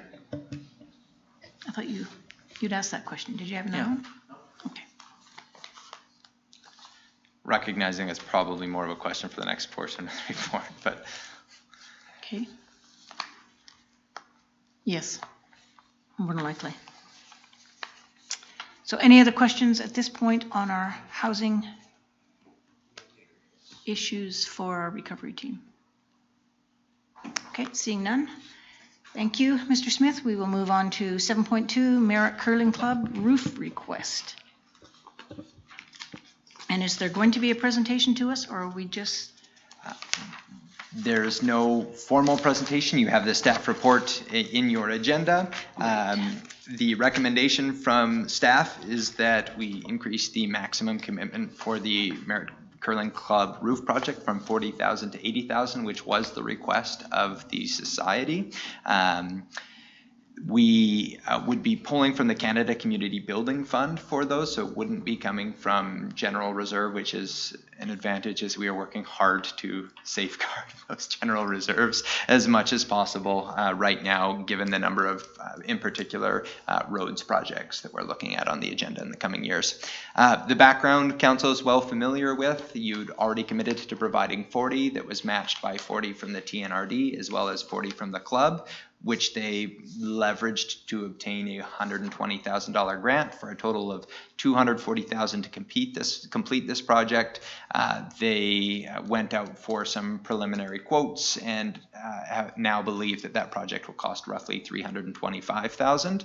And so they'd asked the city to contribute 40, and the TNRD had agreed that if the city did, they would also jump in and contribute another 40. And when I say TNRD, I should be careful as well. These are the funds that would be discretionarily provided by the directors of areas M and N. So with that, I'm happy to answer any questions that council has. Any questions for Mr. Smith? Councillor Christopherson. No, I don't have a question. I was going to make the motion. We'll hold that thought. Are there any other questions? Seeing none. I'd like to move that council increase the maximum commitment for the Merritt Curling Club roof project from $40,000 to $80,000, with additional funds to come from the Canada Community Building Fund. Councillor Christopherson and Fair. And any discussion? Councillor Fair. I just want to say that I wholly support this this motion. This is a long-standing, successful organization that has shown that they are very responsible with the way they organize themselves and the asset that they use and share with the community. Very happy to be able to lend my voice to support them. Thank you, Councillor Christopherson. Yeah, I think the last sentence in the report sums it up quite nicely, that it's a good investment towards extending the life of a very valuable building in town. So, thank you. Seeing no other comments, I'm going to call a question. All in favor? Approved. Opposed? None. Approved. That's what I was trying to say. So there it is. Thank you. Thank you on behalf of Merritt Curling Club, Councilors, Mayor Brown. Thank you for supporting our club.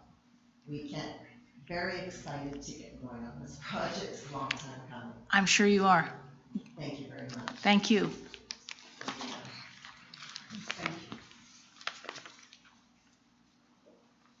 Now I'm moving to, we're into bylaws, 8.1. OCP Amendment Bylaw 2339 and Zoning Amendment Bylaw 2340, Middlesboro Amendment. Ms. Bradshaw is not here. This looks like a Mr. Smith project. Yeah, I know this is so bad, Your Worship. Greg and I are sort of tag teaming these reports. He'll take the two after this, but we'll probably jump in and fill in. As you'll recognize, we don't have our planning staff here today. Yeah. This is going to look awfully familiar to council because you heard this report at first and second reading. Almost nothing has changed about this report except for one very important caveat. We had put forward what was in the application itself, which was including a rezoning of 2 parcels. We had conversations with the applicant about a 3rd parcel, but that wasn't in the initial application, and so it didn't actually find its way into the bylaw for the 3rd parcel that's in there, which in your report I believe is identified as lot 3. It's a small triangular parcel that is right at the hook of the existing roads. So what we had proposed is the rezoning for that parcel as well, and making that amendment prior to putting it out to public hearing. Otherwise, this would have needed to go to public hearing, then either come back afterwards, or it would have had to have been its own independent rezoning, which we didn't want to put the applicant through. So it's a minor amendment to include another parcel, which I think council will it's consistent with the official community plan in terms of the proposed zoning. So staff is in support of this proposed rezoning, and if there are any questions, I am happy to take them. I should also add that this rezoning would be to go from a low density residential to a medium density residential to be consistent with the parcels where the existing 3 condo buildings currently stand. So it would mix well with those existing neighboring parcels. Thank you. So any questions for Mr. Smith? Seeing none, I'm going to ask for a mover that council amend proposed bylaw 2339 as an attachment A, and that we amend proposed bylaw 2340 as an attachment C, and that council instructs staff to schedule a public hearing. Etchart, White, and anyone want to speak to this?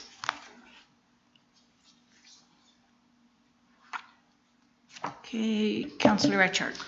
I think after having reviewed stuff at the last meeting and then going through it again, this addition makes sense since there's the housing there, and the Ministry of Environment has to approve everything anyway and review it carefully, and we had the mining report and it seemed to be gain their approval. So for me it makes sense. It's in an area that's out of the floodplain.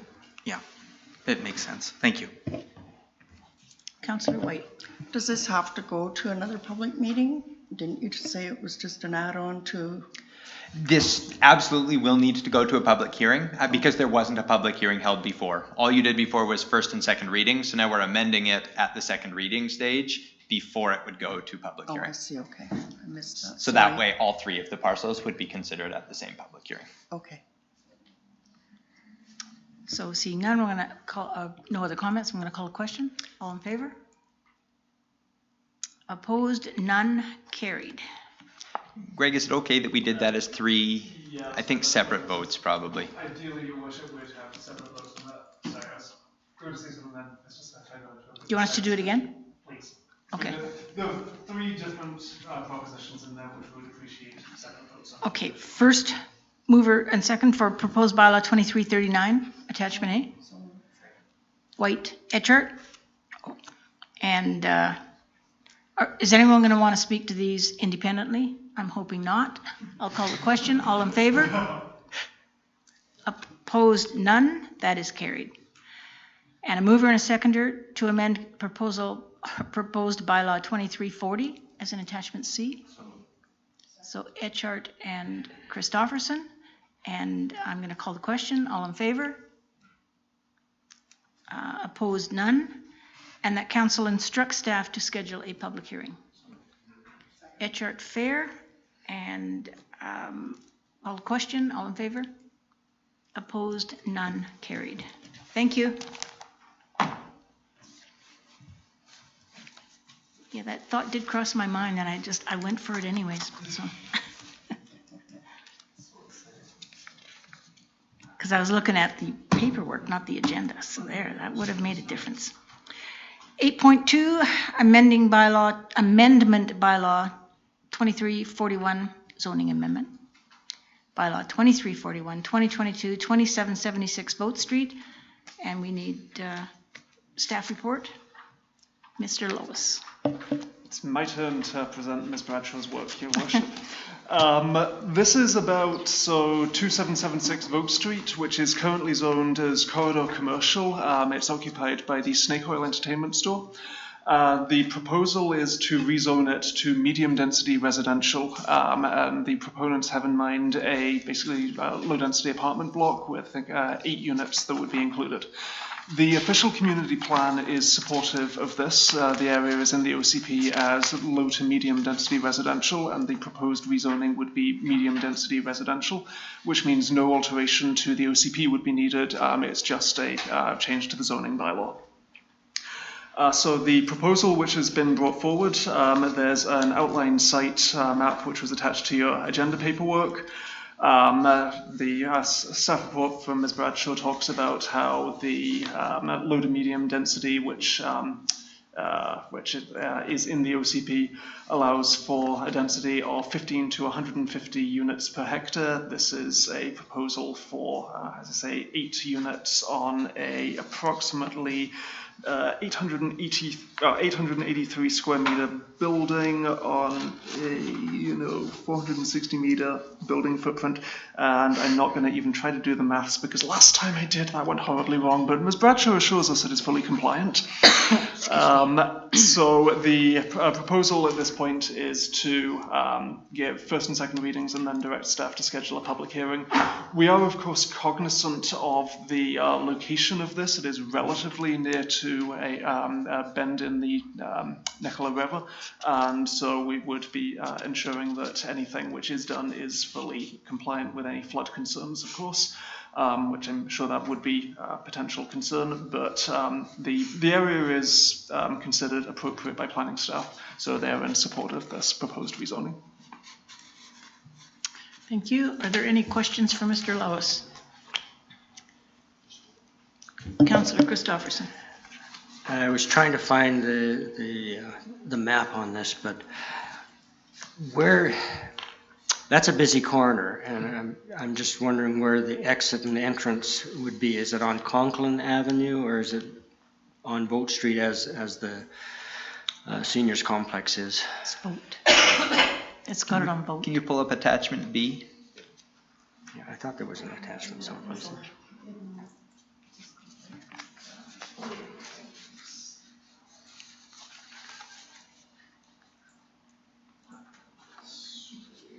Okay. Yes, that is the site plan.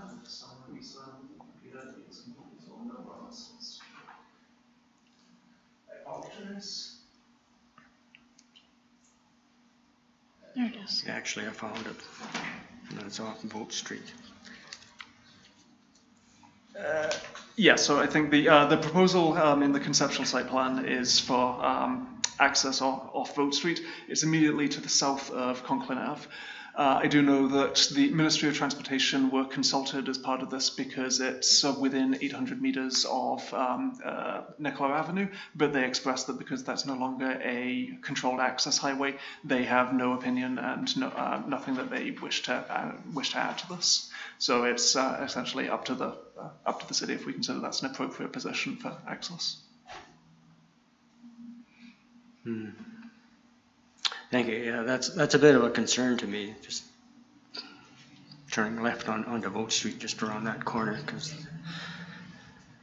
the senior residence does that on Maxwell Street also, and I noticed they have difficulties getting out onto the road turning left. Councillor White, is there any other access, or can there be any other access to this? Like, is there a street at the back of this? So the currently constructed streetscape, the site is immediately adjacent to Vogue Street, which is, of course, we all know exists. Yeah. It's immediately south of the road dedication for Conklin Avenue, but Conklin has never been built, so that's not actually a road at this point. I'm not sure whether or not one of the options would include reconstruction on that. I'm afraid this is what happens when you don't have your planners at the meeting. Yeah. Mr. Smith, do you have a comment on this one? Yeah, what I can say is I think that the parcel, if it's ever to be developed, it's highly likely that access is going to be off of Vogue Street. And for what it's worth, it's same consideration that we had with it, and has been raised. I'll say that what is in there right now is a conceptual site plan, not the site plan, and trying to limit that concern as much as possible would be something that would be highest order of business at the development permit stage.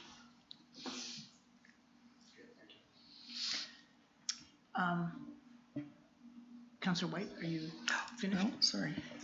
Councillor Richard? The site plan is interesting. I mean, if they did ever have a second entrance, there's other access and turns that come off Vogue now. All the people going to the park when there's summer events. There's Maxwell, there's McCallum Gardens. Before Century 21 was Century 21, that was originally built as Pierre's Bakery extension in the early 2000s. And there was a lot of traffic going there as well. And on to Maxwell and to Burgess as well. So it's 8 units. There'll be some people. It's also nice to see new construction and near a park and the bus route. So some people, maybe if they live close enough to town, would just use the bus or walk to town. Maybe it would be a concern, but I don't think it would be much more than what we already have there. Thanks. I will add, it would actually be less because it's one property removed from the apartments there around the corner. So the neighborhood, my apologies, the name is failing me, McCallum Gardens. McCallum is the first parcel around the corner on Vogue Street, and this would be the second parcel. So they would have a little bit more time and throughway to see if there's folks coming from that side, and you've got great visibility looking the other way. So Vogue is still a busy street, and turning left can take time depending on when you're turning left. So we don't want to minimize that in any way. That is a concern, but in terms of sight lines, it's less of a concern here than it is at McCallum Gardens. Any other questions for our staff? Okay, I'm going to call the question. I'm not going to call a question. I'm going to ask for a mover and a seconder. The council give first reading to zoning amendment bylaw 2341-2022. Etchart and White. And is there any comments on this? Okay, seeing none, I'll call the question. All in favor? Opposed? None.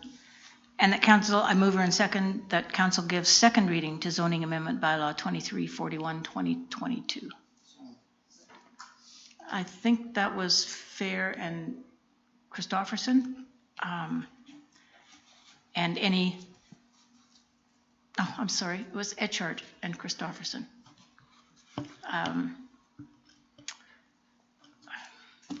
Any comments on this one, on second reading? Seeing none, all in favor? Opposed, none? And that council direct staff to schedule a public hearing. Etchart and White. And I'm going to call a question. All in favor? Opposed, none? Carried. Okay, now.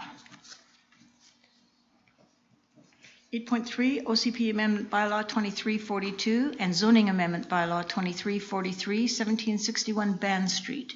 Is first and second reading. Staff report on this, Mr. Smith or Mr. Lois, take your pick. Thank you, Your Worship. I'll jump in. This one is a slightly bigger deal, or more of an issue with more votes required, because we are bringing forward a proposal for both OCP and zoning amendments on this one. So the large area of land which is immediately adjacent to Nicola Avenue on the left as you're sweeping around the corner coming into the city is basically this proposal. And the idea is that it would be rezoned from the current area of general commercial and mixed use to low to medium density residential. And they're also proposing changing the zoning of a portion of the subject property from corridor commercial to low density residential. This is generally supported by the OCP, although, as I say, there were a couple of changes required to it, which is why there's a proposal for OCP amendments at the same time. The development itself is slightly complicated by the current land status, as we talk about in the financial and risk implications. Part of the proposal is future land, which is currently included as a highway right-of-way. There's a couple of issues in there when we started digging up the title. It looks like the Nicola Avenue, which of course is a Modi highway and thus should be vested in the province, may be partially constructed on private land, which is part of this. And there is also a frontage dedication which would vest in the city, which has never had title raised. And so it's also part of this. There's the potential for some future land swaps, exchanges, purchases, etc. But whether or not that actually does go through, the developer have expressed that at this point they would like to bring forward the land which they do have access to and they do own as part of this application, because they would like to make some progress. Considering its location immediately adjacent, as I said, to Nicola Avenue, we have been in discussion with Modi about this. So the ministry, the applicant, and the city are all aware of both the potential land issues and also the issues around access to the property. I know there have been, the ministry have indicated their desire for the attachments of the roadway to go through existing municipal connections rather than connecting onto Nicola Avenue, in order to ensure that the, residential traffic isn't joining rapid, basically Modi-maintained highway.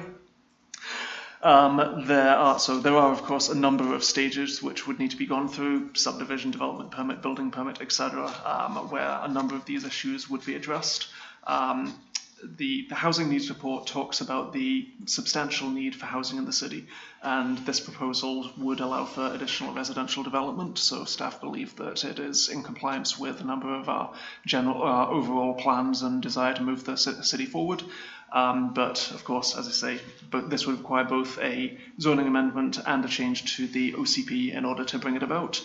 So at this point, it's over to you to make the political decisions. Thank you. Are there any questions for Mr. Lois?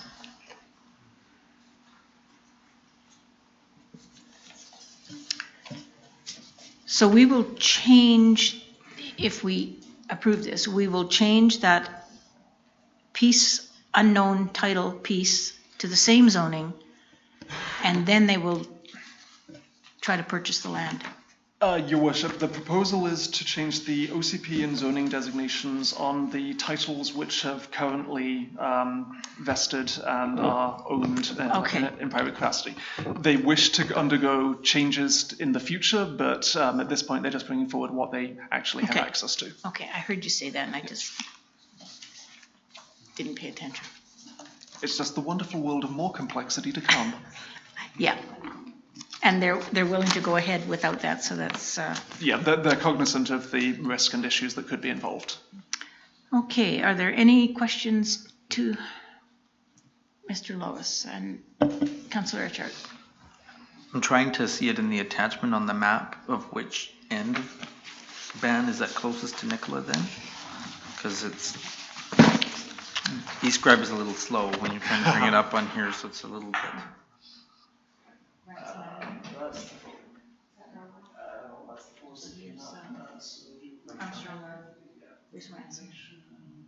This is the area they're not gonna.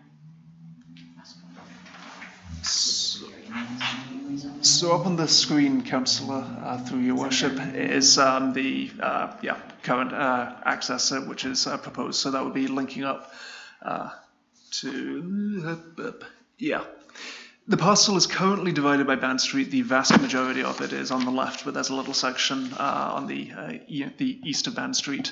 And then I think outlined in yellow is another proposed road link. And then, of course, there's the frontage road adjacent to Nicola at the immediately north of the property. So would people have access from Nicola to turn that way to get access to Ban without having to go up Armstrong? Access to Ransom. Well, Ransom runs the other way. It comes off Nicola. It's the old Nicola Ave that got renamed Ransom in the 80s. Yep, so sorry, I have too many different maps open. The proposal, yep, sorry, could we zoom in on that map, please? Thanks.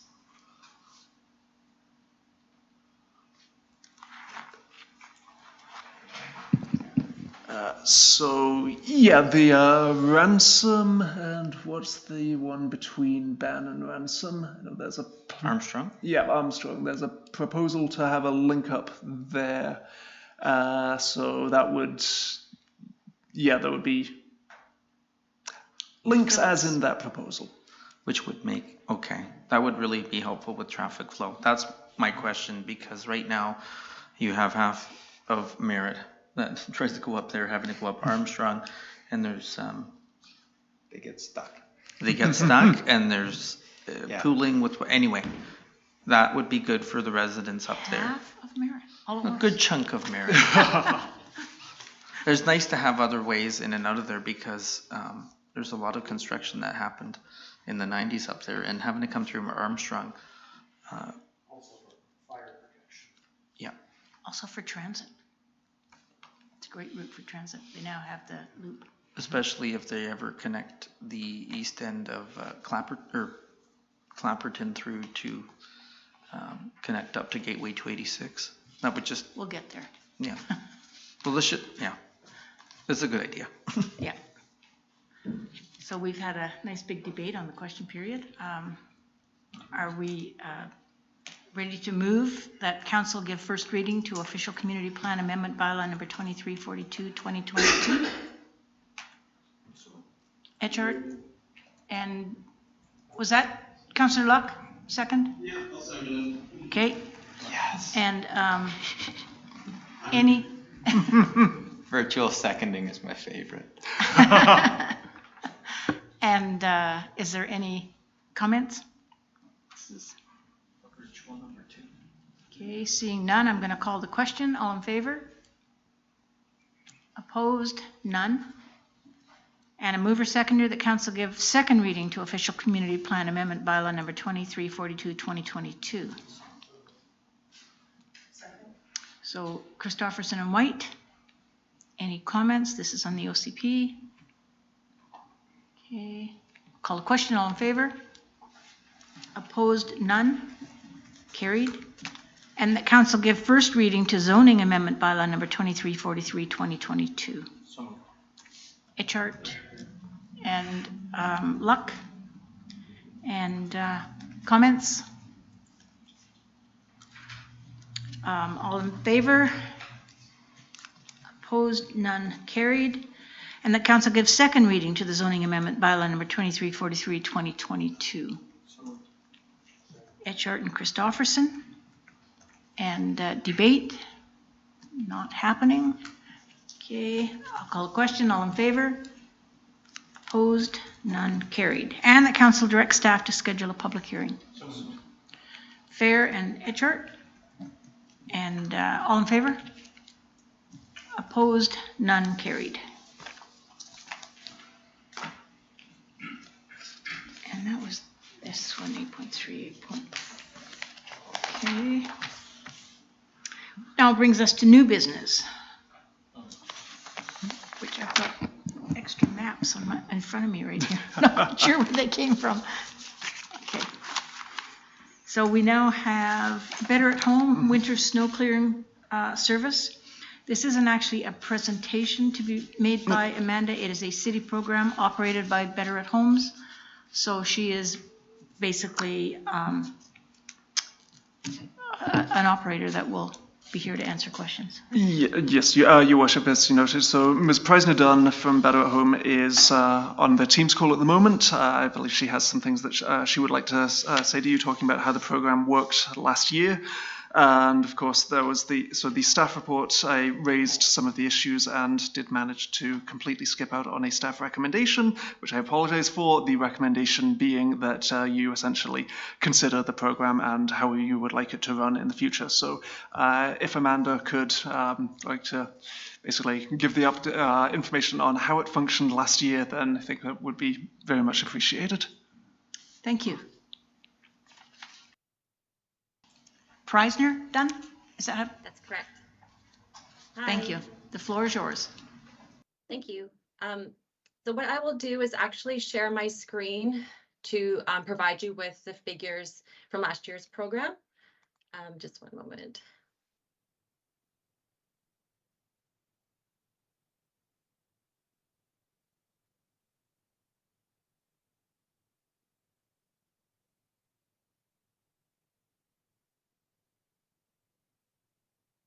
So can you hear me okay?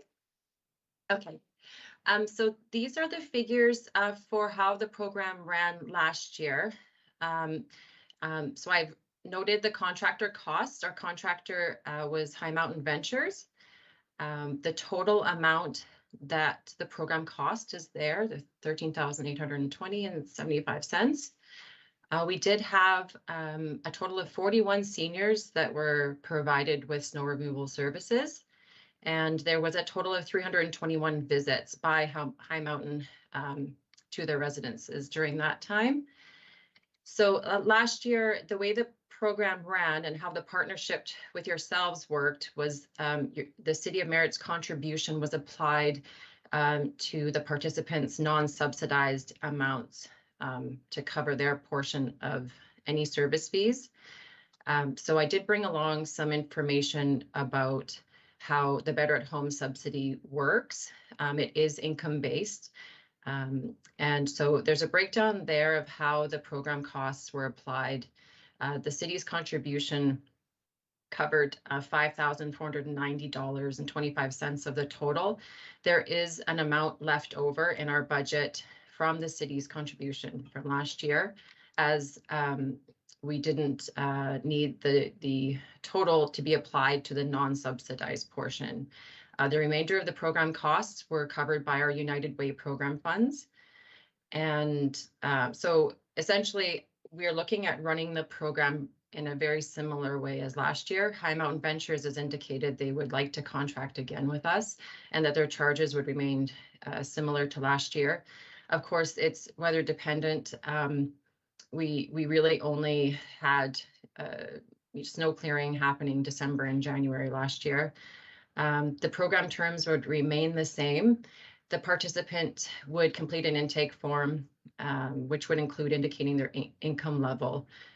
So once they indicate their income, they are provided with a subsidy category. And I'll just share with you briefly how that works. So here's the current sliding scale. So dependent on their income, you've got single and household, they're given a category, and that category determines whether they have the service for free or whether it's partially subsidized. And so there are the the figures for the household income levels. So last year, how we ran it was that wherever there was a shortfall and the senior would have potentially had a bill to pay, we applied the city's contribution to their bill to cover those costs. We would obviously gratefully accept any contribution towards this program this year, but we would like to look at the possibility of applying any contribution to the overall cost to run the program rather than just towards the non-subsidized portion for this coming season. And I'd be happy to answer any questions. Total amount that has been applied, the exact same amount was applied for United Way and the City of Merritt contribution. Does that make sense? The City of Merritt contribution was the $7,784. Applied amount was $54.90. The same applied amount went to United Way. Oh, no, sorry. That's just, so the total cost of the program was $13,000, and then I've taken away the city's contribution. Okay. And that was the shortfall that United Way covered, was the $8,330. Yeah. Does that clarify it? Yeah, it does. Okay. Does anybody else have any questions for Ms. Prisoner Dunn?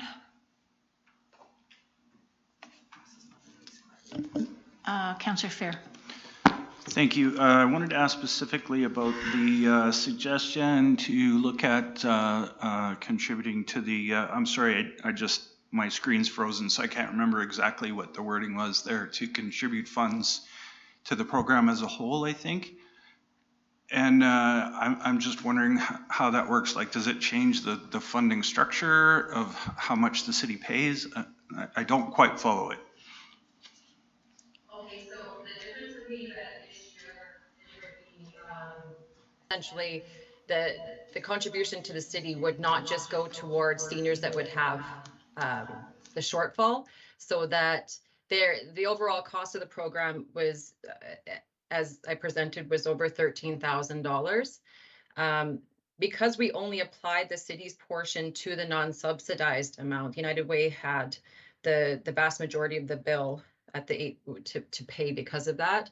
If the city did contribute again this year, we would look at applying it, just kind of putting it into like a general pot to be applied to the program. And it would specifically still go towards snow removal for seniors, but not necessarily to those seniors that have a shortfall. It might go towards covering some of the other costs. For example, last year, we agreed with High Mountain Ventures to pay as a deposit for service a portion of their insurance costs because they were quite high. So if the money might go towards covering some of those costs as well to run the program. It just wouldn't, it would just make it a little more flexible in terms of how funding is applied, and a little more straightforward in terms of being able to use to the maximum amount what the city is able to contribute. Okay, great. That explains it perfectly. Thank you. But I have a question now in terms of, we paid insurance costs for High Mountain No, Ventures? sorry. No, that was an agreement that United Way, or basically Better at Home, had with High Mountain Ventures as essentially a goodwill gesture during that time that we would contribute towards. The city's funds did not go at all towards insurance costs last year. I was just suggesting that there would be a little more flexibility on running the program, with the idea that the contribution would have some flexibility in how money is applied, rather than just funneling it towards the senior shortfall. That it was quite an expensive program to run, and if we aren't able to attract some funding, our budget would not allow for, to the extent that we would be able to, we'd have to look at adjusting the program or program numbers that we would not be able to cover the, you know, in a region of $13,000 from our funds alone. Thank you. Mr. Smith, did you need Yeah, I just us? wanted to add one point on that. Council may recall that when this happened, we're kind of in the middle of all of this as well. But one of the big challenges that we had was that at 13,000, if you aren't a contractor that does a lot of snow removal, this isn't a super lucrative contract. If you do snow removal, it's a great addition.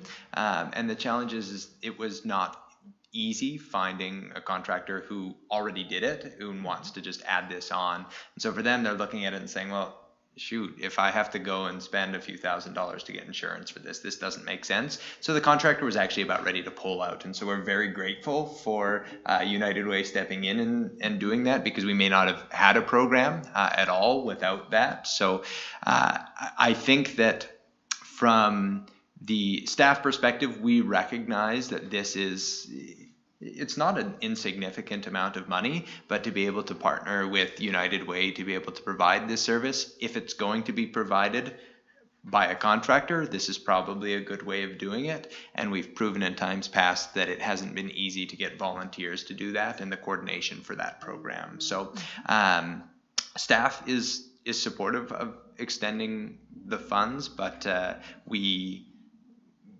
recognize that it's one more ask among a plethora of asks, and so it's never easy. So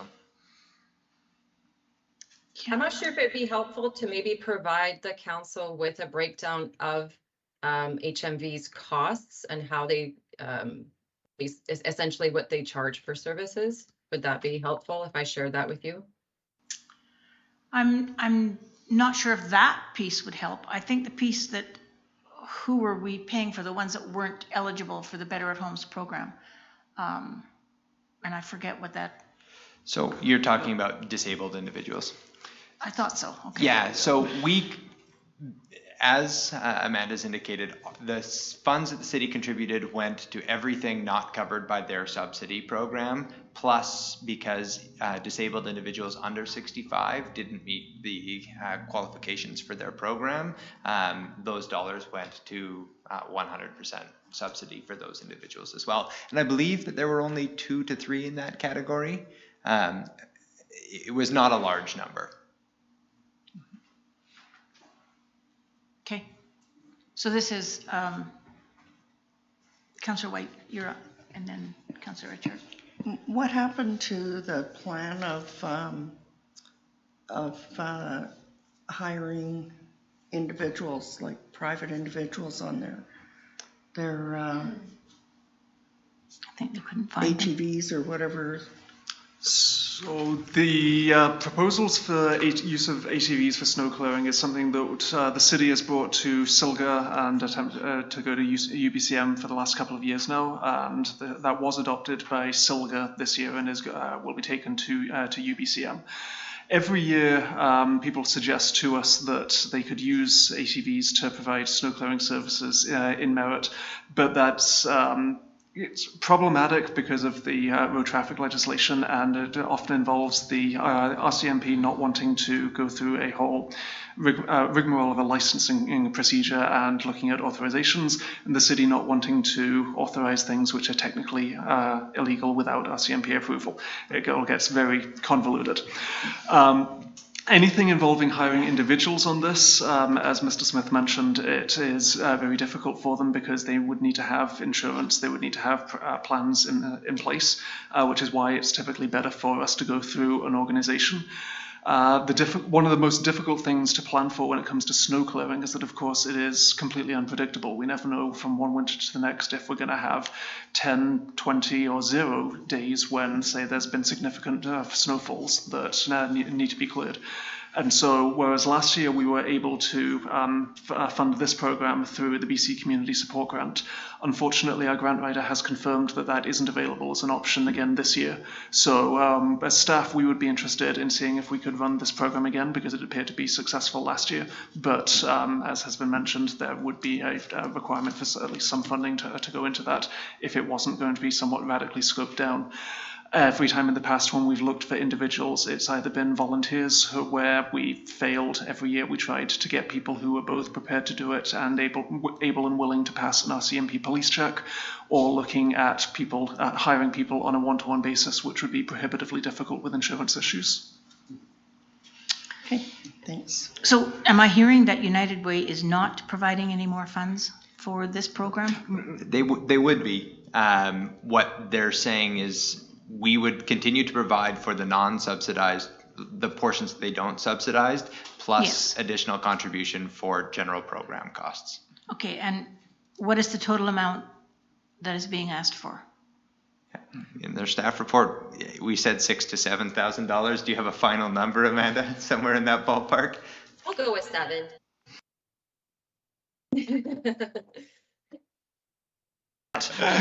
Probably. Yeah. Councillor. We originally budgeted last year for $5,000, so we obviously went a little bit over our United Way amount that we were allocating, but it was a very successful program, so we'd like to certainly have as many participants enrolled in it as we can, and HMV did a great job. It was a super feedback. So,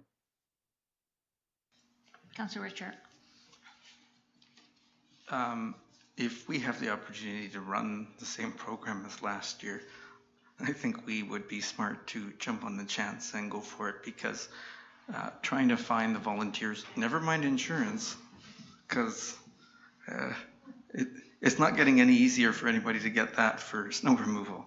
So start the car, take the opportunity, do it.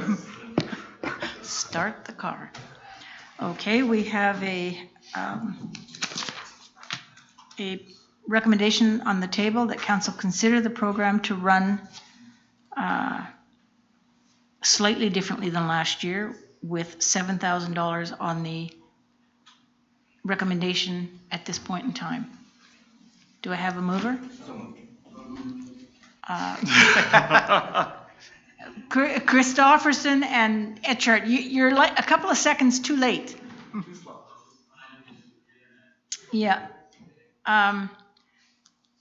So, anyone want to speak to this? Councillor White, and then Christofferson. So, I can support this with, as long as we have the minimum of what we had last year for seniors, which is 40 on here. I don't know how we can. I'm not sure how we can determine there has to be 40. If a few of them are no longer around, it may be hard to I anticipate numbers will go up, not down. I think so too. That was first year in the middle of. And we don't know what kind of a snow dump we're going to have. I mean, yeah. And I believe that what would be remaining would be left in for the following year to be added to. That's my understanding of the program. Okay, well, as long as it's not we're going to end up with 25 or 30 people paying $6,000 or $7,000 and the whole budget be used. That's my concern. Well, the whole budget may be used if it's depending on the snow dumps and how many times they have to do this.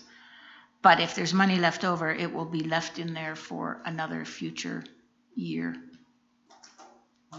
It won't be absorbed by other pieces of her budget.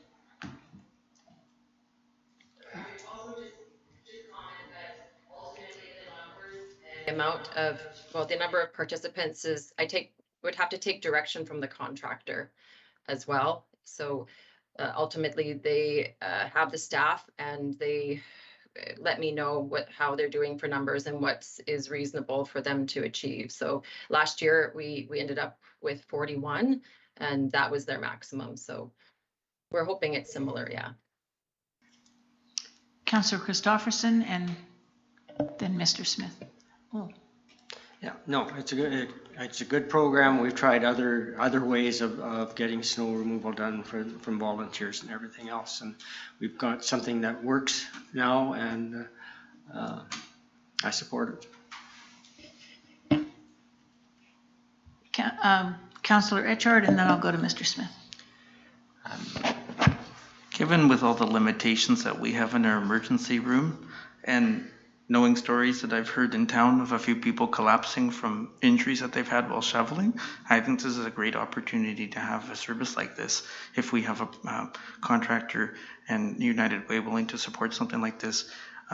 We've had other tragedies that have happened in town with people getting hit at crosswalks, and we provided crosswalks. This is a great solution to help our disabled community with assistance for taking care of their sidewalks, and I think it's a safety concern, and really, for the $7,000 commitment, I think it's a great opportunity to provide that, and I don't think you'll have a, there were some people in the report that were on the wait list, so we'll have the 40 and then some, so I think it's great.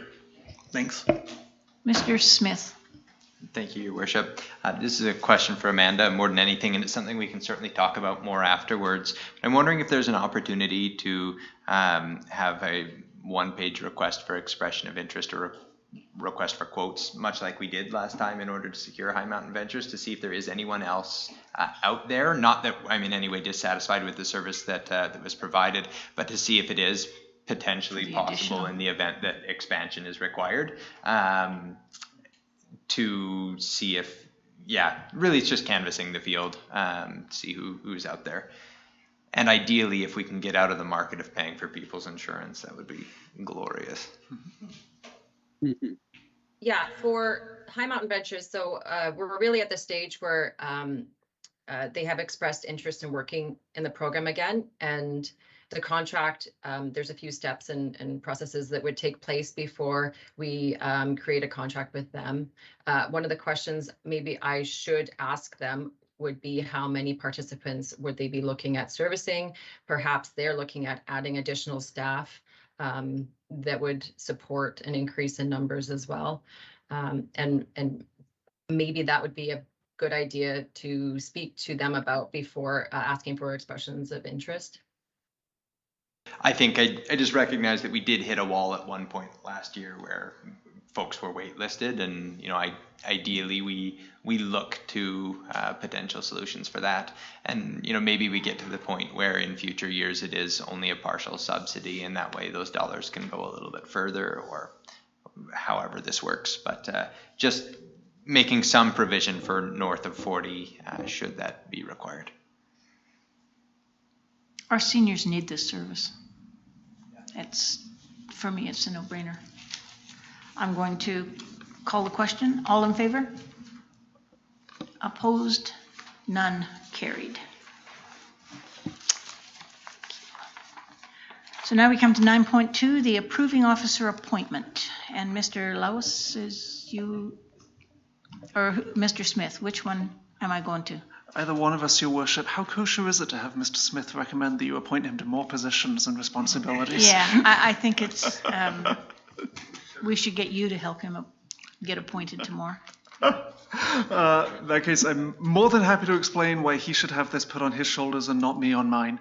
Under the Land Title Act, we are required to have a municipal approving officer to address issues about the subdivision of land.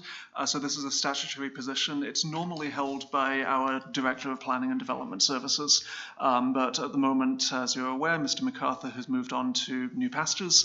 And although we do have a replacement starting soon, not only will she not be in the city until I think next week, but in addition to that, there are concerns about just throwing her into such things immediately, particularly when we do have expertise in the city who are far more familiar with some of the work which needs to be done, and just making sure that we don't inadvertently either put things on her which would be unrealistic expectations as an immediate new starter.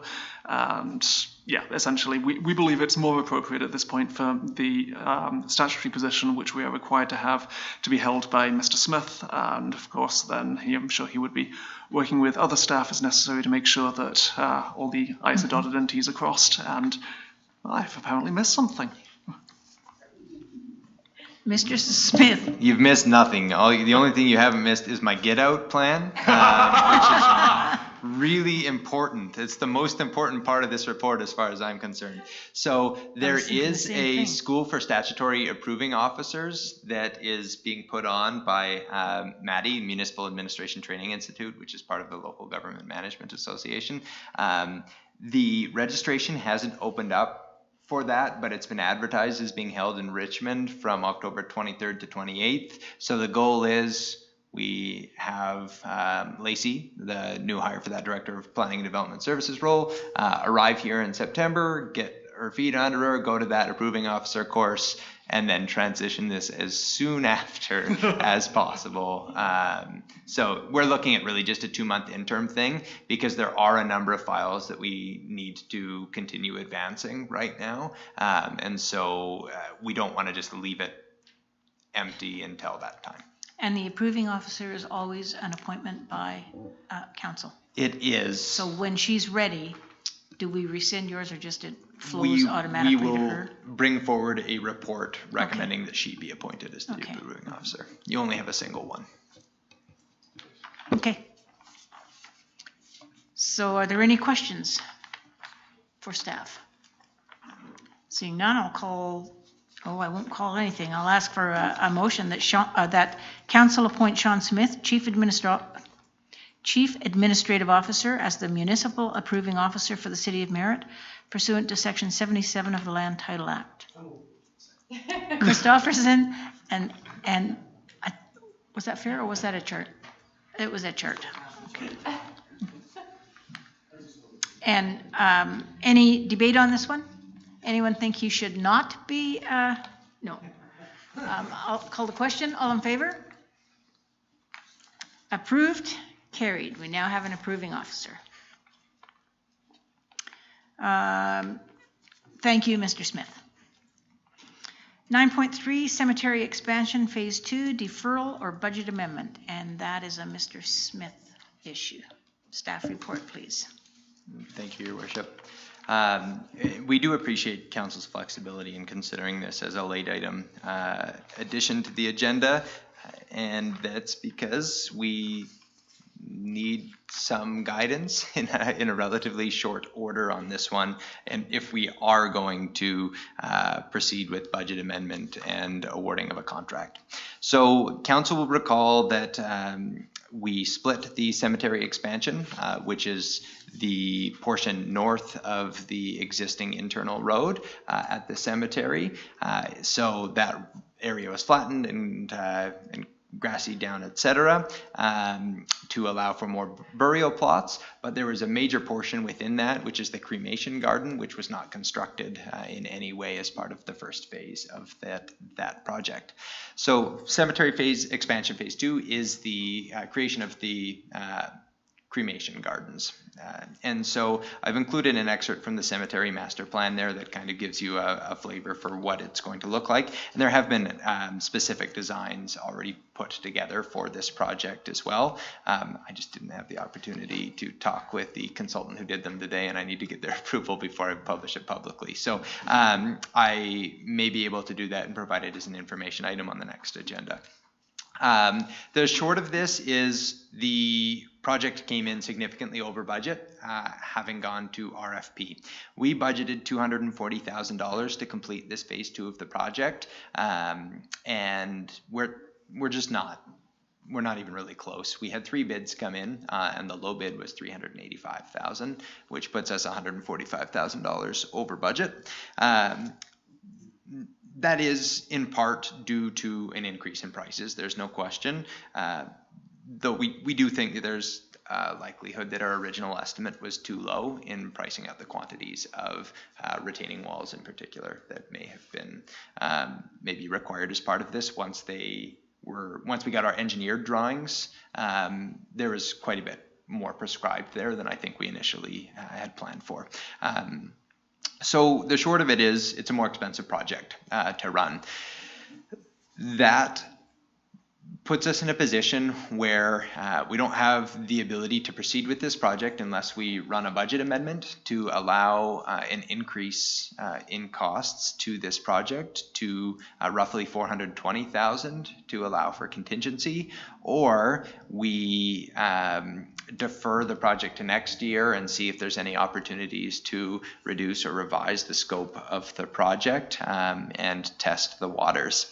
I will note one particular factor from Public Works staff is, though the work itself is done by contractors, our team has been fairly understaffed or short-staffed for most of this year, and so their workloads are high, and what we're getting from the contractors as well is that there's a high workload, and they really need to kind of make a decision one way or the other as to whether this is going to be going to proceed.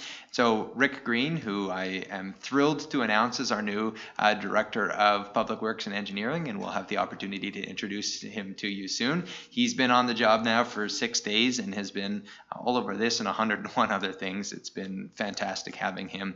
But in talking with his team and the staff, he does feel that it may make sense that this project be deferred to next year to ensure that it's going to have the level of oversight and execution that it probably deserves.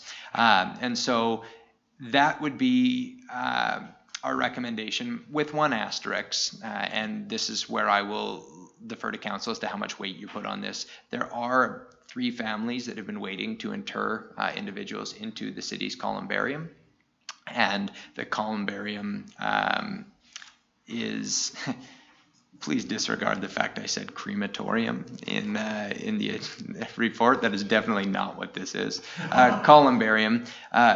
We have 3 families that are looking for interment in that columbarium, and they're not looking to inter until we move it as part of this cremation gardens project. So it would be deferring interment for potentially 3 families if you made that decision. So we will leave it up to you. We will find a way to make it work if you choose to proceed, and we'll bring forward that budget amendment. And if you choose to defer, we'll bring it forward as part of the 2023 budget. Potentially, it would be an early item because of wanting to acknowledge the circumstances of the families as much as possible.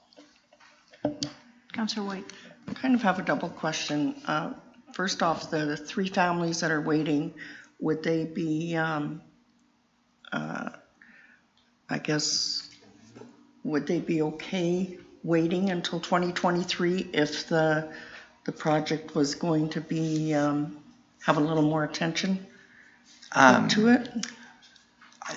I'm hesitant to answer for individuals because these are really personal decisions. What I can say is that these parties have been waiting since 2017,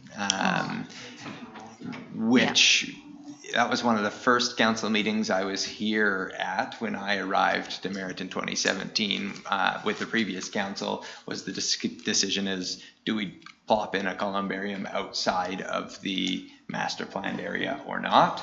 I won't comment on that because I don't think that's relevant here. But this has been an ongoing saga, and so would they find a way to wait because there isn't another choice? Yes. Would they prefer to inter sooner? I think the answer is also yes. The question is to what degree we ascribe weight to those varying factors. Well, the other question is, would we, rather than try and push it through without proper oversight, would we get a better outcome if we waited so that the Public Works could oversee it properly? I think the answer to that is yes.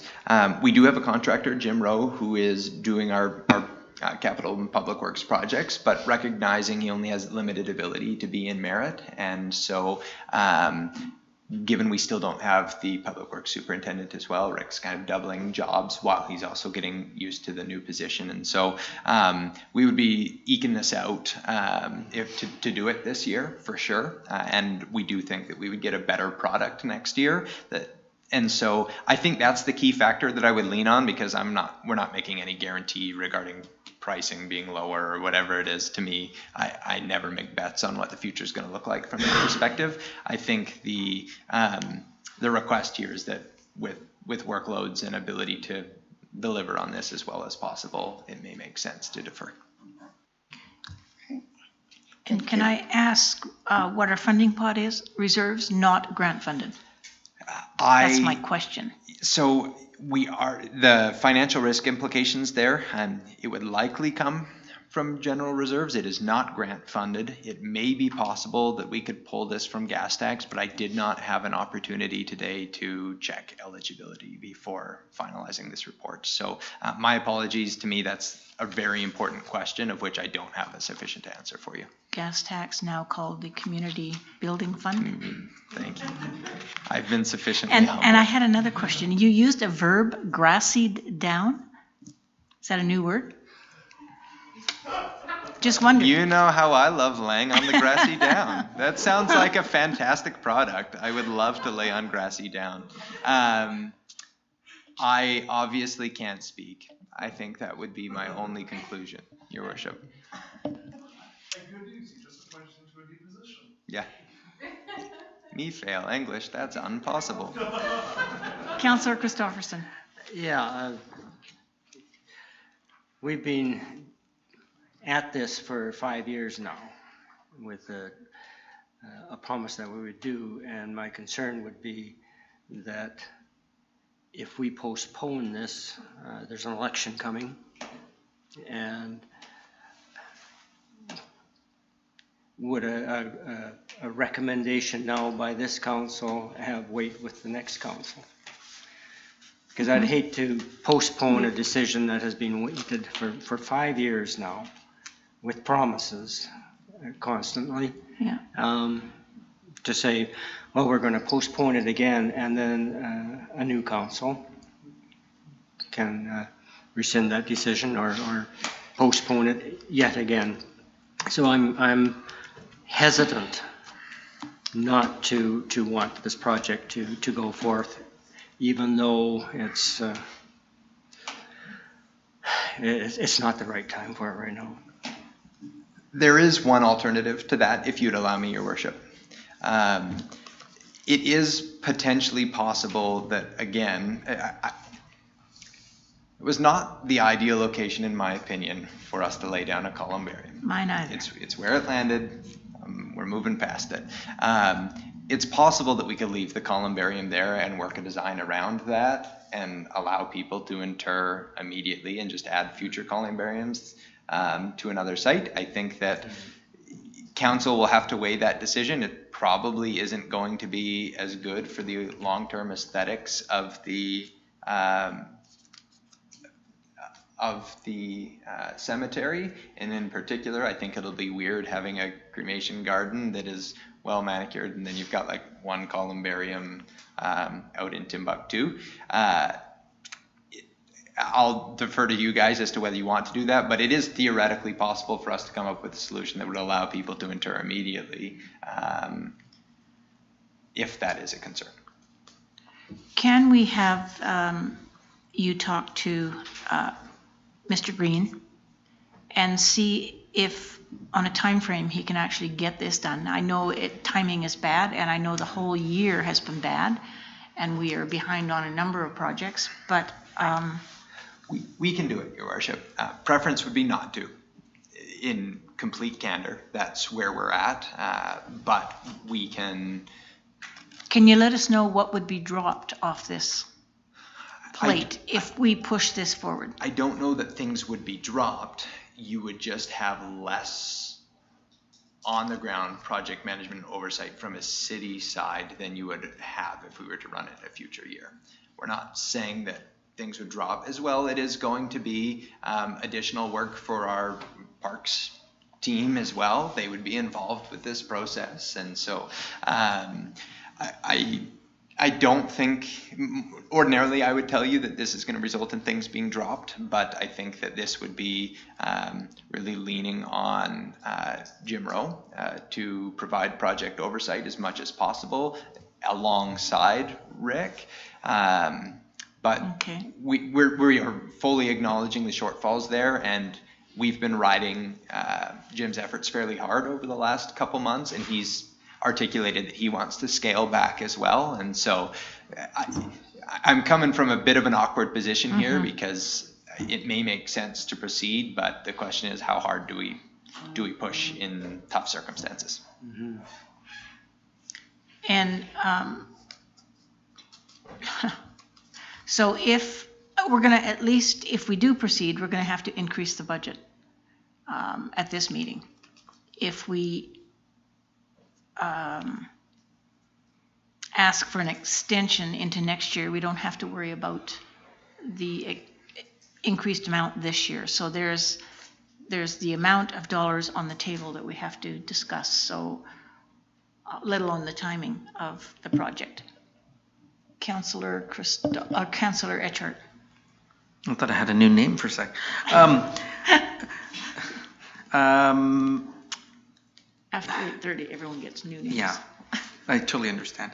I think right now, if we were to make a decision on this, it seems rushed, and if people are stretched thin, part of me thinks, well, leave the columbarium where it is, and if it looks a little funny, that's okay. But at the same time, if we can make a nice design plan where people go visit their loved one as a place to rest, we should probably, I hate to extend it because it's already been 5 years, and Councillor Christopherson said it well, and I really agree with him on that. But at the same time, if people are going there to honor their loved ones, and you know, if you have a poor design and it looks really wonky, we're going to regret that and wish we had spent the money. And yeah, leaving it for the next council seems like another delay, but at the same time, you really have to think about people visiting their loved ones and how they go there. And I think maybe deferring it would be I think we have to consider that as well. And I think it's best for people to have a well thought out plan and not stretching people too thin as well. But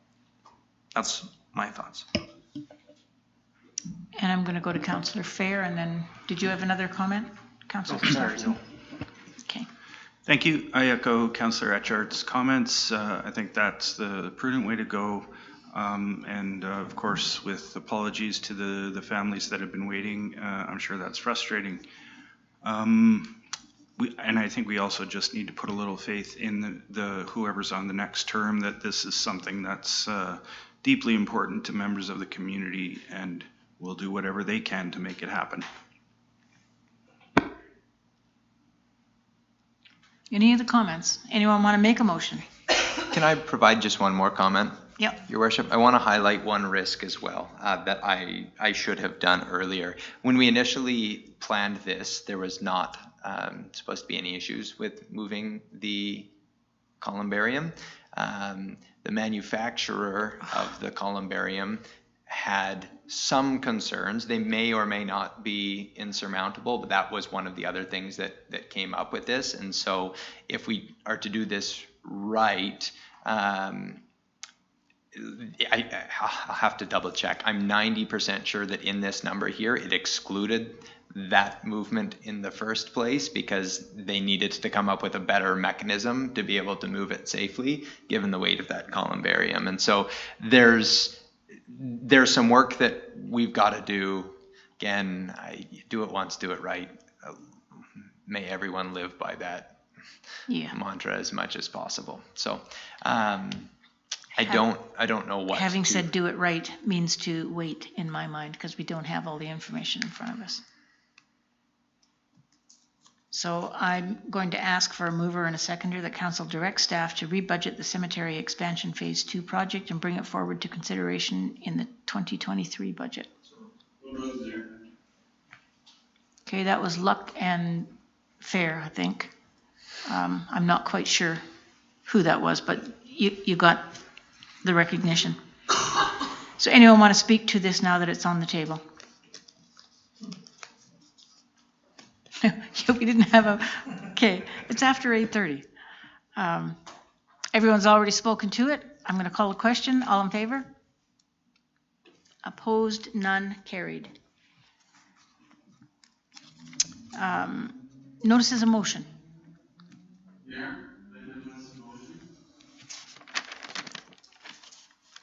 goes back to our conversation we had about DMO. And I wasn't quite sure if we really solidified or legitimized staff's need to put a report together and everything else. I'd wordsmith a bit of a motion here. So I would like to make a notice of motion that staff prepare a report and motion for September council meeting to recognize TNV as a DMO for Merritt and surrounding geographic area in the accordance with established criteria. And I think we already gave direction to staff to bring back some more information that we needed to be able to recognize them. That's good, because all I'm trying to do is legitimize there, because this has been going on for some time, and I think a decision made it one way or the other, I think moving forward would be really good. So if you need the motion, great. Notice of motion, great. If not, then everything's good. That's fine as well. Okay. Yeah, they're aware that we need more information. So it's it is being brought back to the September. Can I provide one comment? Yes. Totally fair comment, and I recognize this is an area that has always been a question when people make delegation visits. On this one here, there's actually an advantage to us just doing it because a notice of motion doesn't get considered until the next meeting, and then the staff report wouldn't come until the one after that. So notice of motion is actually even longer. So it is. I can 100% assure that it is our plan, and you will see a report on the next agenda considering the request that was put forward today. I'm okay with that. Thanks, Mayor. Any other notices of motion? Okay, seeing none. Reports from council and CAO. All on one fell swoop. Not one of you? Not even our CAO?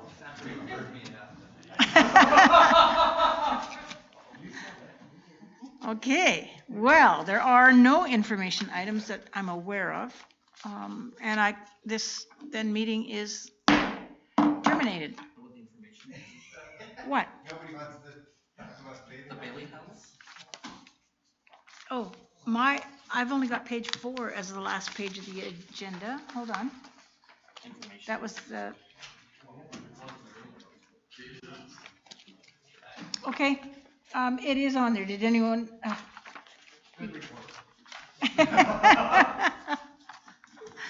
Sorry, Bailey House. There is that one item. Yeah.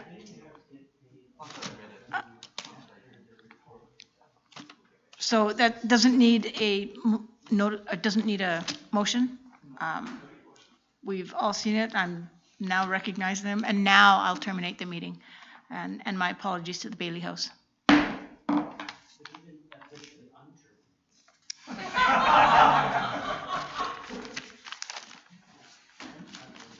And I'm sure that needs a mover and a seconder.